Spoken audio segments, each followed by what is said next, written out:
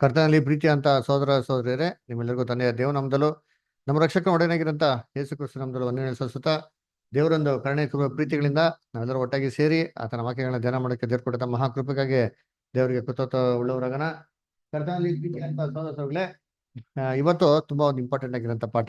ಯಾಕಂದ್ರೆ ಇದರಲ್ಲಿ ತುಂಬಾ ಒಂದು ಮೀನಿಂಗ್ ಇದೆ, ಆಮೇಲೆ ತುಂಬಾ ಒಂದು ಡಿಸಿಷನ್ ಮೇಕಿಂಗ್ ಅಂತ ಕೂಡ ಇದೆ. ಅದರ ಸೊ ಅದರಿಂದ ದಯವಿಟ್ಟು ಎಲ್ಲ ಗಮನ ಇಟ್ಟು ಕೇಳಿ. ಕೊನೆಯ ಡೌಟ್ಸ್ ಪ್ರಶ್ನೆ ಇತ್ತು ನೀವು ಧಾರಾಳವಾಗಿ ಮಾಡೋದು ಕೇಳ್ಬೋದು. ಅದರ ಸೊ ಇವತ್ತು ನಮ್ಮ ಪಾಠ ಹೆಸರು ಏನಪ್ಪಾ ಅಂದ್ರೆ ಟೂ ಫೀಡಿಂಗ್ಸ್ ಅಂತ, ಅಥವಾ ಎರಡು ಭೋಜನಗಳು ಅಂತ ಏನ್ ಮಾಡೋದು ನಾವು ಹೇಳ್ಬೋದು.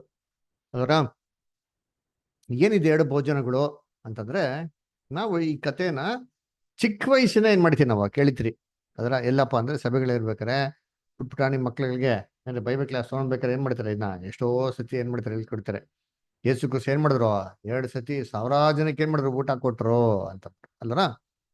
ಸೊ ಈ ಒಂದು ಊಟ ಕೊಟ್ಟಿರೋಂಥ ವಿಚಾರದ ಬಗ್ಗೆ ನಾವೇನ್ ಮಾಡೋಣ ಇವತ್ತು ಓದೋಣ. 2 ಸತಿ ಊಟ ಕೊಟ್ರಲ್ಲ, 2 ಸತಿ ಏನಕ್ಕೆ ಊಟ ಕೊಟ್ರು, ಆ ಊಟ ಕೊಟ್ಟಿರೋಂಥ ವಿಚಾರಗಳಲ್ಲಿ ನಮಗೇನಪ್ಪ ಪಾಠ ಇದೆ ಅಂತ ನಾವೇನ್ ಮಾಡೋಣ ನೋಡೋಣ. ಅದರ ನೋಡಿ, ನಾವು ಇದುವರೆಗೂ ಹೇಳ್ಕೊಟ್ಟಿದ್ದ ಪಾಠ ಅಲ್ಲಿ ನಿಮ್ಗೆ ಏನಪ್ಪ ಹೇಳ್ಕೊಟ್ಟಿದ್ದೇನೆ ಅಂದ್ರೆ, ನಾವು ಸತ್ಯವೇದಲ್ಲಿರೋಂಥ ಒಂದು ಮುಖ್ಯವಾದಂಥ ವಿಚಾರಗಳು ಏನಪ್ಪಾ ಇದೆ ಅಂದ್ರೆ, ಎಷ್ಟೋ ಆತ್ಮಿಕ ಅರ್ಥಗಳಿರಂತ ಒಂದು ಮಾತುಗಳು ಸತ್ಯವೇದನೆಯಾಗಿದೆ ಅಡಗಿದೆ. ಬೈಬಲ್ ಏನ್ ನೋಡ್ತೀರಿ, ಯೇಸು ಕ್ರಿಸ್ತ ಹೇಳ್ತಾರೆ, ವೀಣಾಗಿರೋಂಥ ವಾರ್ತೆಗಳು ಏನೂ ನೀವೇನ್ ಮಾಡ್ಬೇಡಿ, ಉಚ್ಚರಿಸ್ಬೇಡಿ ಅಂತ ಹೇಳ್ತಾರೆ. ಯಾಕೆ ವೀಣಾಗಿರೋಂಥ ಪ್ರತಿಯೊಂದು ಮಾತುಗಳಿಗೆ ದೇವತೆ ಮಾಡಕ್ಕೆ ಲೆಕ್ಕ ಕೊಡ್ಬೇಕು ಅಂತ ಹೇಳ್ತಾರೆ. ಅಂದ್ರೆ ದೇವರು ಎಲ್ಲಾ ವಾರ್ತೆಗಳನ್ನ ಬೈಬಲ್ ಇಟ್ಟವ್ರೆ ಅಂತಂದ್ರೆ ಅದರಲ್ಲಿ ವೀಣವಾಗಿರೋದು ಯಾವುದೂ ಇಲ್ಲ, ಅರ್ಥಭರಿತವಾಗಿ ಏನೋ ಇದೆ. ನಮಗ್ ಗೊತ್ತಿಲ್ಲ ಅಂತಂದ್ರೆ ನಮಗ್ ಏನ್ ಮಾಡಿಲ್ಲ, ಇನ್ನ ಅದು ತಿಳಿಸಿಲ್ಲ, ಅಥವಾ ನಮ್ಗಿನ್ನ ಕಣ್ಗಳು ಮರೆಯಾಗಿದೆ ಅಂತ ಅರ್ಥ. ಆದ್ರೆ ಸತ್ಯವೇದದಲ್ಲಿ ಎಲ್ಲದಕ್ಕಿಂತ ಅರ್ಥಗಳು ಇದೆ. ಅದರ 2 ಸತಿ ಏನ್ ಮಾಡ್ತಾರೆ, 4000 ಜನಕ್ಕೆ 5000 ಜನಕ್ಕೆ ಏನ್ ಮಾಡ್ತಾರೆ, ಯೇಸು ಕ್ರಿಸ್ತ ಊಟ ಕೊಡ್ತಾರೆ.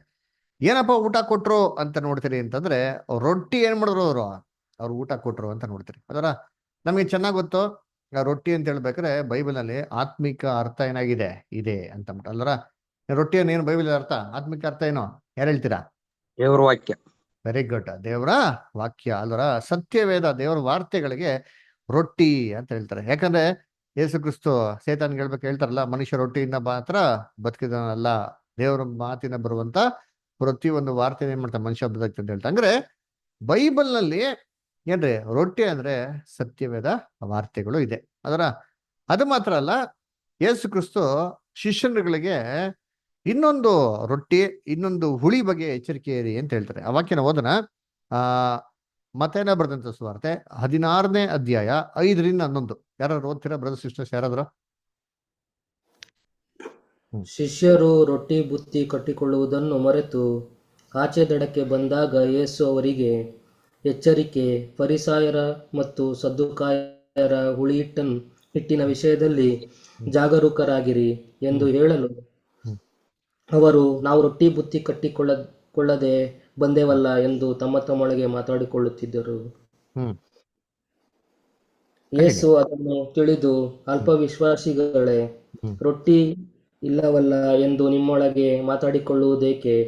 ನೀವು ಇನ್ನೂ ಗ್ರಹಿಸಲಿಲ್ಲವೋ? ನಿಮಗೆ ನೆನಪಿಲ್ಲವೋ? ಆ 5 ರೊಟ್ಟಿಗಳನ್ನು 5,000 ಜನರಿಗೆ ಹಂಚಿಸಿದಾಗ ಎಷ್ಟು ಪುಟ್ಟು ತುಂಬಿಟ್ಟಿರಿ? ಇಲ್ಲವೇ ಆ 7 ರೊಟ್ಟಿಗಳನ್ನು 4,000 ಜನರಿಗೆ ಹಂಚಿಸಿದಾಗ ಎಷ್ಟು ಹೇಡಿಗೆ ತುಂಬಿಟ್ಟಿರಿ? ನಾನು ರೊಟ್ಟಿಯನ್ನು ಕುರಿತು ಮಾತಾಡಲಿಲ್ಲವೆಂಬುದು ನಿಮಗೆ ತಿಳಿಯದೆ ಇರುವುದು ಹೇಗೆ? ನೋಡ್ರ, ನಾನು ರೊಟ್ಟಿಯನ್ನು ಕುರಿತು ಮಾತಾಡ್ತಾ ಇಲ್ಲ ಅಂತ ನಿಮಗೆ ಯಾಕೆ ಇನ್ನ ಅರ್ಥ ಆಗಿಲ್ಲ ಅಂತ ಹೇಳ್ತಾರೆ. ಹಂಗಾರೆ ರೊಟ್ಟಿ ಅಂತಂದ್ರೆ ಯೇಸು ಕ್ರಿಸ್ತ ನೇರವಾಗಿರೋ ರೊಟ್ಟಿ ಬಗ್ಗೆ ಮಾತಾಡ್ತಾ ಇಲ್ಲ ರೀ. ಅದೇ ತರ ಹುಳಿ ಅಂತ ಹೇಳ್ಬೇಕ್ರೆ ನಿಜವಾದ ಹುಳಿ ಬಗ್ಗೆ ಮಾತಾಡ್ತಾ ಇಲ್ಲ ಅಲ್ಲಿ. ಫರಿಸೇಯರ ಸದಸ್ಯರ ದುರ್ಬೋಧನೆ ಬಗ್ಗೆ ಮಾತಾಡ್ತಾ ಇದಾರಲ್ಲಿ. ಅದನ್ನ ಹಂಗಾರೆ ಯೇಸು ಕ್ರಿಸ್ತ ಉದಾಹರಣೆ ಕೊಟ್ಟೆ ಹೇಳ್ತಾರೆ, ನಾನು 4,000 ಜನಕ್ಕೆ ಊಟ ಕೊಡ್ಬೇಕಾರೆ ಏನ್ ಕೊಟ್ಟೆ ಅಂತ ನಿಮ್ಗೆ ಗೊತ್ತಿಲ್ವಾ? ಹಾಗೆ ನಾನು ರೊಟ್ಟಿ ಬಗ್ಗೆ ಮಾತಾಡ್ತಾ ಇದ್ದೀನಾ ಅಂತ ಯೇಸು ಕ್ರಿಸ್ತ ಹೇಳ್ಬೇಕಾರೆ, ಅಲ್ಲಿ 4,000 ಜನಕ್ಕೆ ಊಟ ಕೊಟ್ರಲ್ಲ ರೊಟ್ಟಿ, ಅದ್ರಲ್ಲಿ ಏನೋ ಒಂದು ಆತ್ಮಿಕ ಅರ್ಥ ಇದೆ ಅಂತ ಏನ್ ಮಾಡ್ತಾರೆ, ನಮ್ಗೆ ದೇವರಲ್ಲಿ ತಿಳಿಸ್ತಾರೆ. ಅಲ್ಲರ ಏನಪ್ಪ ಅರ್ಥ? ಅದನ್ನ ನಾವೇನ್ ಮಾಡೋಣ, ಓದೋಣ. ಅದರ ಮೊದಲನೇ ಸನ್ನಿವೇಶ ಓದೋಣ. ಅದ್ರಲ್ಲಿ ಏನಪ್ಪ ಇದೆ ಅಂತ ಅರ್ಥ ಮಾಡ್ಕೊಂಡು ಆಮೇಲೆ 2ನೇ ಸನ್ನಿವೇಶ ಕೂಡ ಏನ್ ಮಾಡೋಣ ಓದೋಣ. ಅದರಿಂದ ಯಾರೋ ಒಬ್ರು ಓದ್ರಿ. ಮೊದಲನೇ ಸನ್ನಿವೇಶ ಮತ್ತೇನ ಬರೆದಂತ ಸುವಾರ್ತೆ 14ನೇ ಅಧ್ಯಾಯ 13ರಿಂದ 21ನೇ ವಾಕ್ಯ. ಮ್ಯಾಥ್ಯೂ 14 ಚಾಪ್ಟರ್ ಏನ್ರಿ, ಮ್ಯಾಥ್ಯೂ 14 ಚಾಪ್ಟರ್ ವರ್ಸಸ್ 13 ಇಂದ 21. ಯಾರು ಓದ್ತೀರಾ? ಯೇಸು ಅದನ್ನು ಕೇಳಿ ದೋಣಿಯನ್ನು ಹತ್ತಿ ಹ್ಮ್. ಆ ಸ್ಥಳವನ್ನು ಬಿಟ್ಟು ವಿಂಗಡವಾಗಿ ಅಡವಿಗೆ ಹೋದನು. ಹ್ಮ್ ಇದನ್ನು ಕೇಳಿದ ಜನರು ಗುಂಪು ಗುಂಪಾಗಿ ತಮ್ಮ ತಮ್ಮ ಊರುಗಳಿಂದ ಕಾಲು ನಡಿಗೆಯಿಂದ ಆತನ ಹಿಂದೆ ಬಂದರು. ಹ್ಮ್ ಆತನು ಹೊರಗೆ ಬಂದು ಬಹುಜನರ ಗುಂಪನ್ನು ಕಂಡು ಕನಿಕರಪಟ್ಟು ಅವರಲ್ಲಿದ್ದ ರೋಗಿಗಳನ್ನು ಸ್ವಸ್ಥ ಮಾಡಿದನು. ನೋಡ್ರಾ, ಇಲ್ಲಿ ಅಬ್ಸರ್ವ್ ಮಾಡಿ ಒಂದೊಂದೇ ವಿಚಾರಗಳನ್ನ ನೋಡ್ಬೇಕಾದ್ರೆ ಏನಪ್ಪ ನೋಡ್ತೀರಿ ಅಂತಂದ್ರೆ, ಕರ್ತನಲ್ಲಿ ಪ್ರೀತಿ ಅನ್ಸಗಳೇ, ಮೊದಲು ಯೇಸು ಕ್ರಿಸ್ತು ಆ ದೊಡ್ಡ ಗುಂಪು ಬಂದಿರತ್ತೆ. ಆ ದೊಡ್ಡ ಗುಂಪು ನೋಡ್ಬಿಟ್ಟು ಯೇಸು ಕ್ರಿಸ್ತು ಏನ್ ಮಾಡದಂತೆ, ಕನಿಕರ ಪಟ್ಟನು. ಆಮೇಲೆ ನೆಕ್ಸ್ಟ್ ಬರ್ತಾರೆ, ಕಂಟಿನ್ಯೂ ಮಾಡಿ. ಸಂಜೆಯಾದಾಗ ಶಿಷ್ಯರು ಆತನ ಬಳಿಗೆ ಬಂದು, ಇದು ಅಡವಿ, ಹ್ಮ್ ಈಗ ಹೊತ್ತು ಹೋಯಿತು, ಹ್ಮ್ ಈ ಗುಂಪಿಗೆ ಅಪ್ಪಣೆ ಕೊಡು, ಹ್ಮ್ ಅವರು ಹಳ್ಳಿ ಪಳ್ಳಿಗಳಿಗೆ ಹೋಗಿ ಆಹಾರ ಪದಾರ್ಥಗಳನ್ನು ಕೊಂಡುಕೊಳ್ಳಲಿ ಎಂದು ಹೇಳಲಾಗಿ. ನೋಡಿದ್ರ, ಅದಕ್ಕೆ ಯೇಸು ಕ್ರಿಸ್ತರಿಗೆ ಶಿಷ್ಯನ ಹೇಳ್ತಾರೆ, ಸ್ವಾಮಿ ಕಳ್ಸ್ಬಿಡೋಣ, ತುಂಬಾ ಟೈಮ್ ಆಯ್ತು, ಕತ್ಲಾಗ್ಬಿಡ್ತಾರೆ, ಅವರು ಹಳ್ಳಿಗೆ ಹೋಗ್ಬಿಟ್ಟು ಏನ್ ಮಾಡ್ಲಿ, ಅವ್ರು ಏನು ದುಡ್ಡು ಅದ್ರಲ್ಲಿ ತಗೊಂಡ್ಲಿ ಅಂತ ಹೇಳ್ತಾರೆ.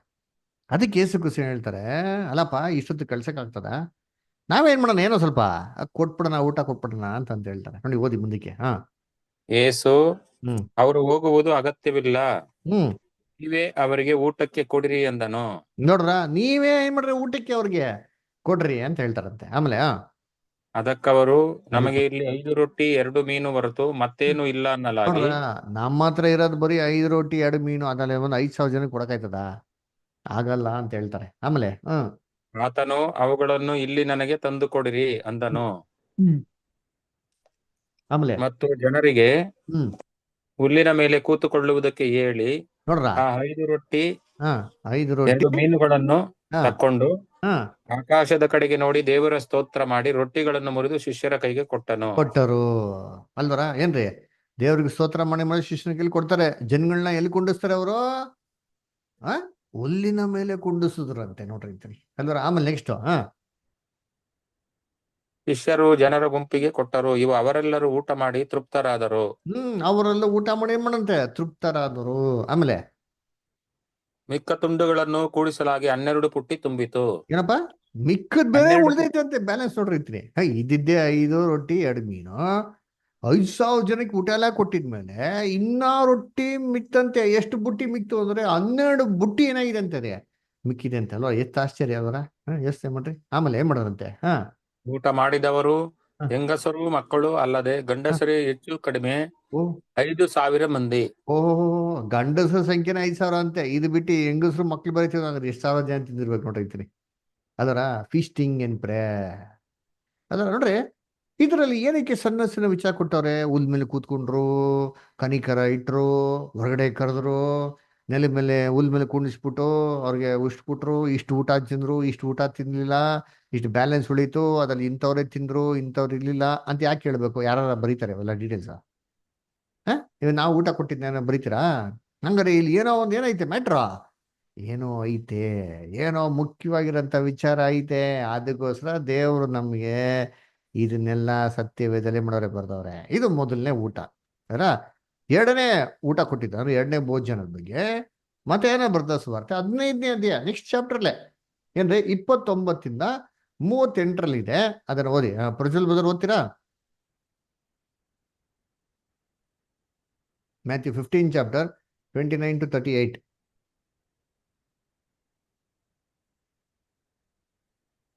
ಓಕೆ, ರಾಜೇಂದ್ರ ಗೌಡ ಬದರ್ ಓದ್ತೀರಾ? ಓದ್ತೇವೆ. ಯೇಸು ಅಲ್ಲಿಂದ ಹೊರಟು ಗಲಿಲಾಯ ಸಮುದ್ರದ ಬಳಿಗೆ ಬಂದು ಬೆಟ್ಟವನ್ನು ಹತ್ತಿ ಅಲ್ಲಿ ಕೂತುಕೊಂಡನು. ಇಲ್ಲಿ ಅಬ್ಸರ್ವ್ ಮಾಡ್ರಿ. ಇವಾಗ ಯೇಸು ಕ್ರಿಸ್ತ ಎಲ್ಲಪ್ಪ ಕೂತ್ಕೊಂತವ್ರ ಅಂದ್ರೆ ಬೆಟ್ಟದ ಮೇಲೆ ಕೂತ್ಕೊಂತವ್ರಂತೆ. ಅವಾಗ ಬೆಟ್ಟದ ಮೇಲೆ ಕೂತಿರ್ಲ ರೀ ಅಲ್ವರ. ನೆಕ್ಸ್ಟ್ ಅಡವಿಯಲ್ಲಿ ಇದ್ರಂತೆ. ಆಗ ಜನರು ಗುಂಪು ಗುಂಪಾಗಿ ಆತನ ಬಳಿಗೆ ಬಂದು ಕುಂಟರು, ಕುರುಡರು, ಮೂಕರು, ಕೈ ಕಾಲಿಲ್ಲದವರು ಈ ಮುಂತಾದ ಅನೇಕರನ್ನು ಕರೆತಂದು ಅವರನ್ನು ಆತನ ಪಾದದ ಬಳಿಗೆ ಬಿಟ್ಟರು. ನೋಡ್ರ, ಇವಾಗ ಕೊಟ್ಟರು ಡೀಟೇಲ್ಸ್ ಯಾರು ಇದ್ರು ಅಂತ ಅಲ್ಲಿ ಕೊಟ್ಟಿದ್ರಾ? ಇಲ್ಲರಿ, ಕುಂಟರು ಕುಡ್ರು ಅಂತೆಲ್ಲ ಕೊಟ್ಟಿದ್ರ ಅಲ್ಲಿ? ಇಲ್ಲ. ಅದರ ಕನಿಕರ ಪಟ್ರು ಅಷ್ಟೇ. ಆದ್ರೆ ಇಲ್ಲಿ ಕುಂಟ್ರು ಕುಡ್ರು ಅಂತಲ್ಲ, ಫುಲ್ಲು ಡೀಟೇಲ್ಸ್ ಕೊಟ್ಟರು ಅಂತೆ. ಆತನ ಬಳಿಗೆ ಬಂದ್ರಂತೆ. ಆಮೇಲೆ ಆತನು ಅವರನ್ನು ವಾಸಿ ಮಾಡಿದನು. ಮೂಕರಾಗಿದ್ದವರು ಮಾತಾಡಿದ್ದನ್ನು, ಕೈಕಾಲಿಲ್ಲದವರು ಸ್ವಸ್ಥವಾದದ್ದನ್ನು, ಕುಂಟರಿಗೆ ಕಾಲು ಬಂದದ್ದನ್ನು, ಕುರುಡರಿಗೆ ಕಣ್ಣು ಬಂದದ್ದನ್ನು ಜನರು ಕಂಡು ಆಶ್ಚರ್ಯಪಟ್ಟು ಇಸ್ರೇಲ್ ಜನರ ದೇವರನ್ನು ಕೊಂಡಾಡಿದರು. ದೇವ್ರನ್ನ ಕೊಂಡಾಡ್ತಾ ನೋಡ್ರಿ ಅಂತೀನಿ ಅದರ ಸೆಕೆಂಡ್ ಟೈಮ್ ಅಲ್ಲಿ ನೆಕ್ಸ್ಟ್. ಆಗ ಯೇಸು ತನ್ನ ಶಿಷ್ಯರನ್ನು ಹತ್ತಿರಕ್ಕೆ ಕರೆದು ಅವರಿಗೆ, ಈ ಜನರನ್ನು ನೋಡಿ ಕನಿಕರ ಪಡುತ್ತೇನೆ. ಅವರು ನನ್ನ ಬಳಿಗೆ ಬಂದು ಈಗ 3 ದಿನವಾಯಿತು. ಅವರಿಗೆ ಊಟ ದಿನ ಆಯ್ತಂತೆ. 3 ದಿನವಾಯಿತು. ಅಲ್ಲಿ ಹೇಳಿದ್ರ ಅವಾಗ ಹೇಳಿದ್ರ ಇಲ್ಲಿಲ್ಲ, ಅಲ್ಲಿ ಟೈಮ್ ಕೊಟ್ಟಿಲ್ಲ, ಇಲ್ಲಿ 3 ದಿನ ಆಯ್ತು ಅಂತ ಕೊಟ್ಟ ಅಂತೀನಿ. ನೆಕ್ಸ್ಟ್ ಅವರಿಗೆ ಊಟಕ್ಕೆ ಏನೂ ಇಲ್ಲ. ಅವರನ್ನು ಉಪವಾಸವಾಗಿ ಕಳಿಸಿಬಿಡುವುದಕ್ಕೆ ನನಗೆ ಮನಸ್ಸಿಲ್ಲ. ದಾರಿಯಲ್ಲಿ ಬಳಲಿ ಹೋದಾರು ಎಂದು ಹೇಳಿದನು. ನೋಡ್ರ ಹೇಳಿವಂತೆ, ದಾರಿಯಲ್ಲಿ ಬಳಲಿ ಹೋದಾರೋ ಅಲ್ದರ ಏನು ಊಟ ಕೊಟ್ಬಿಡಿ ಅಂತ ಹೇಳ್ತಾರೆ. ನೆಕ್ಸ್ಟ್ ಶಿಷ್ಯರು, ಇಷ್ಟು ಜನರನ್ನು ತೃಪ್ತಿಪಡಿಸಲಾಗುವಷ್ಟು ರೊಟ್ಟಿ ಈ ಅಡವಿಯಲ್ಲಿ ನಮ್ಗೆ ಎಲ್ಲಿಂದ ಬಂದಿತು ಅನ್ನಲು, ಯೇಸು, ನಿಮ್ಮಲ್ಲಿ ಎಷ್ಟು ರೊಟ್ಟಿಗಳಿವೆ ಎಂದು ಕೇಳಿದ್ದಕ್ಕೆ ಅವರು 7 ರೊಟ್ಟಿಗಳು ಮತ್ತು ಕೆಲವು ಸಣ್ಣ ಮೀನುಗಳು ಅವೇ ಅಂದರು. ನೋಡ್ರ ಅದಕ್ಕೇನು ಉತ್ತರ ಕೊಡ್ತಾರೆ? 7 ರೊಟ್ಟಿಗಳು, 2 ಸ್ವಲ್ಪ ಸಣ್ಣ ಮೀನು. ಆಕ್ಚುಲಿ ಇದು ಒಂದು ಸಿನಾಟಿಕ್ ಮ್ಯಾನುಸ್ಕ್ರಿಪ್ಟ್ ಅಂತ ಬರ್ತಾರ್ರಿ. ಆ ಪುಸ್ತಕದಲ್ಲಿ ನೋಡ್ರೆ ಸ್ವಲ್ಪ ಅಂತ ಮೀನ್ ಕೊಡ್ಲಿಲ್ಲ ರೀ, ಬದಲಾಗಿ 7 ರೊಟ್ಟಿ 2 ಮೀನು ಅಂತ ಸ್ಪಷ್ಟವಾಗಿ ಕೊಟ್ಟಾರೆ. ಅರ್ಥ ಆಯ್ತಾ? ಸರಿ, ಓಕೆ, ಇರ್ಲಿ, ಪರವಾಗಿಲ್ಲ, ಓದೋಣ.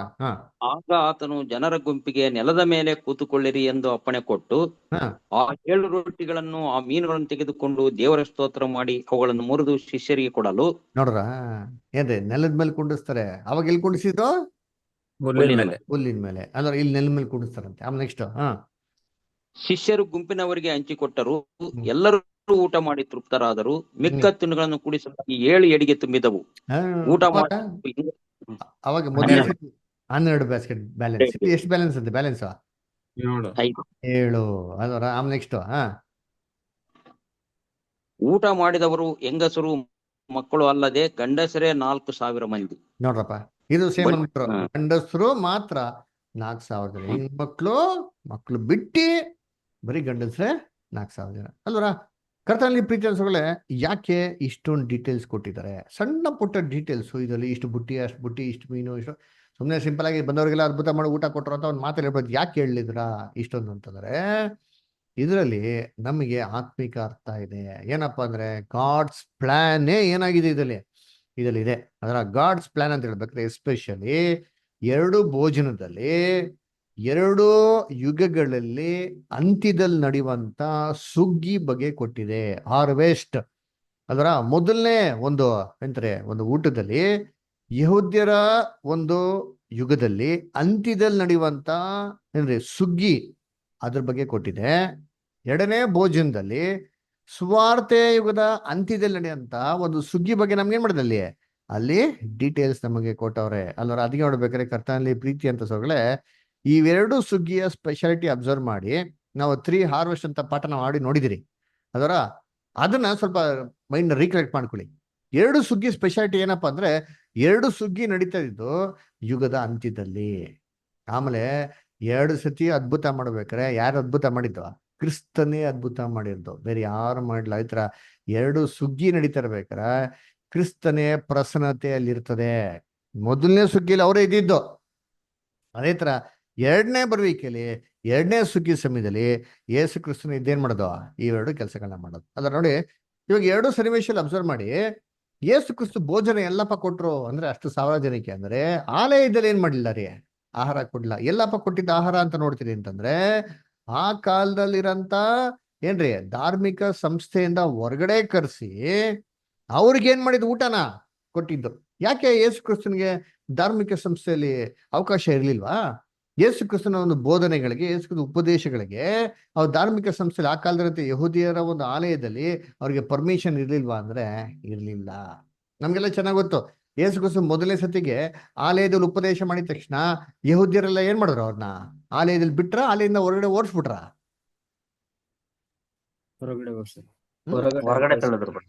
ಹೊರಗಡೆ ಓಡಿಸ್ಬಿಡ್ತಾರೆ, ತಳ್ಬಿಡ್ತಾರೆ. ಯೇಸು ಕ್ರಿಸ್ತನ ಬೆಟ್ಟದಿಂದ ಕೆಳ ತಳ್ಬೇಕು ಅಂತ ಏನ್ ಮಾಡಿದ್ರು? ಪ್ಲಾನ್ ಮಾಡೋರು. ಅದಕ್ಕೆ ಯೇಸು ಕ್ರಿಸ್ತ ಇನ್ನೊಂದ್ಸತಿ ಆಲಯಕ್ಕೆ ಬಂದ್ರ? ರೆಕಾರ್ಡ್ ಇದೆ ಬೈಬಲಲ್ಲಿ. ಒಂದ್ಸತಿ ಆಲಯದಿಂದ ಓಡಿಸಿದ್ಮೇಲೆ ಯೇಸು ಕ್ರಿಸ್ತು ಅದೇ ಆಲಯಕ್ಕೆ ಇನ್ನೊಂದ್ಸತಿ ಬಂದ್ರ?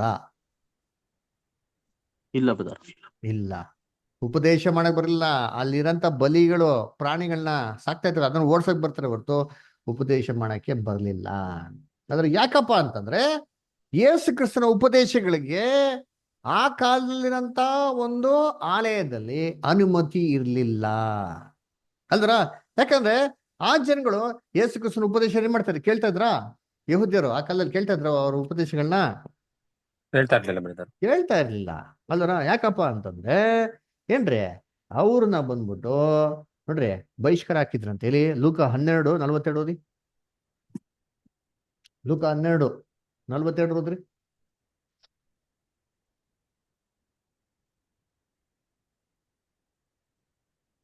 ಜಲ್ದಿ ಓದ್ಬೇಕು, ಬೈಬಲ್ ತೆಗೆದು ಯಾರು.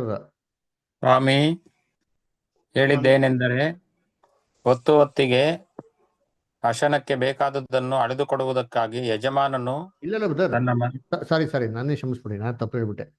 ಯೋಹಾನ 12:42 ಬದ, ಕ್ಷಮಿಸಿ, ನಾನು ಲೂಕ ಅಂದ್ಬಿಟ್ಟೆ, ಸಾರಿ.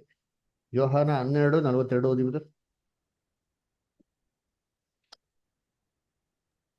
ಆದರೂ ಹಿರೀಸಭೆಯವರಲ್ಲಿಯೂ ಅನೇಕರು ಆತನನ್ನು ನಂಬಿದರು.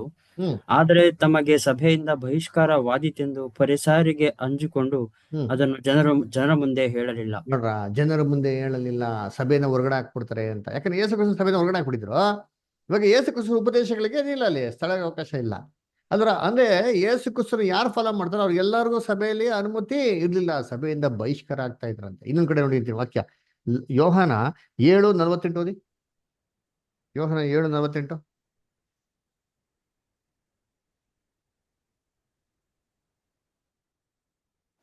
ಯಾರು ಬೈಬಲ್ ತೆಗಿತಾರೋ ಜಲ್ದಿ ಓದ್ರಿ. ನೀವು ಮರುಳಾದೀರ. ಹ್ಮ್ ಹಿರೀಸಭೆಯರಲ್ಲಿ ಆಗಲಿ ಪರಿಸಾಯರಲ್ಲಾಗಲಿ ಹ್ಮ್ ಯಾರಾದರೂ ಅವನನ್ನು ನಂಬಿದ್ದಾರೋ ನೋಡ್ರ, ಧರ್ಮ ಯಾರ ಆತ ನಂಬುದ್ರ ಅಂತ ಕೇಳ್ತಾ ನೋಡ್ತೀನಿ. ಹಿರಿಯ ಸಭೆಯವರಾಗಲಿ ಫರಿಸರಾಗಲಿ ಸರಿಸಾರ ನಂಬಿದ್ರು ಯಾರು ನಂಬ್ತಾ ಇರಲ್ಲ. ಅದಕ್ಕೆ ಕ್ರಿಸ್ತನ್ಗೆ ಆ ಕಾಲದಲ್ಲಿ ಅಂತ ಧಾರ್ಮಿಕ ಸಭೆಯಲ್ಲಿ ಅನುಮತಿ ಇಲ್ಲ. ಯೇಸು ಕ್ರಿಸ್ತನ್ ಕ್ಲಿಯರ್ ಆಗಿ ಹೇಳ್ಬಿಟ್ರು. ಆಕಾಶದ ಪಕ್ಷಿಗಳಿಗೇನಿದೆ, ಏನಿದೆ? ಗೂಡುಗಳಿದೆ. ನರಿಗಳಿಗೇನಿದೆ? ಗೊತ್ತುಗಳಿವೆ. ಗುದ್ದುಗಳಿದೆ. ಅದರ ಮನುಷ್ಯ ಕುಮಾರನಿಗೆ ತಲೆ ಇಡಷ್ಟು ಜಾಗ ಇಲ್ಲ. ಜಾಗ ಇಲ್ಲ. ಅಂದ್ರೆ ಏನಪ್ಪಾ ಅರ್ಥ ಅಂದ್ರೆ, ಆಕಾಶದ ಪಕ್ಷಿಗಳು ಅಂದ್ರೆ ಶೇತಾನಿಗೆ ಎಲ್ಲಾ ಒಂದು ಸಭೆಗಳಲ್ಲಿ ಅವಕಾಶಗಳೇನಾಗಿದೆ, ಇದೆ. ನರಿ ಅಂದ್ರೆ ಏನು? ಸುಳ್ಳು ಪ್ರವಾದಿ, ಬೈಬಲ್ ಹೇಳ್ತಾರೆ. ಅದರ ಸುಳ್ಳು ಪ್ರವಾದಿಗಳಿಗೆ ಅವಕಾಶ ಇದೆ. ಆದ್ರೆ ಮನುಷ್ಯ ಕುಮಾರನ್ ತಲೆ ಇಡಷ್ಟು ಅಂದ್ರೆ ಏನೋ ಅವ್ರ ಪ್ಲಾನ್ ನ ಹೇಳ್ತೀನಪ್ಪ ಕೇಳ್ರಪ್ಪ ಅಂತಂದ್ರೆ ಸಭೆಯಲ್ಲಿ ಏನಿಲ್ಲ, ಅನುಮತಿ ಇಲ್ಲ. ಅದಕ್ಕೆ ಯೇಸು ಕ್ರಿಸ್ತನ ಉಪದೇಶ ಮಾಡೋದಕ್ಕೆ ಸಭೆಯಲ್ಲಿ ಅವಕಾಶ ಕೊಟ್ಟಿಲ್ಲ. ಯಾವಾಗ ಸಭೆಯಲ್ಲಿ ಅವಕಾಶ ಕೊಡ್ಲು, ಯೇಸು ಕ್ರಿಸ್ತ ಮಾಡಿದ್ರು, ಊರ್ ಬಿಟ್ಟು ಏನ್ ಮಾಡಿದ್ರು, ಹೊರಗಡೆ ಬಂದ್ರು. ಅದಕ್ಕೆ ಇವೆರಡೂ ಸತಿಗೆ ಅದ್ಭುತ ಮಾಡ್ಬೇಕ್ರೆ ಯೇಸು ಕ್ರಿಸ್ತು ಊರ್ ಒಳಗೆ ಇದ್ದಿ ಮಾಡ್ಲಿಲ್ಲ.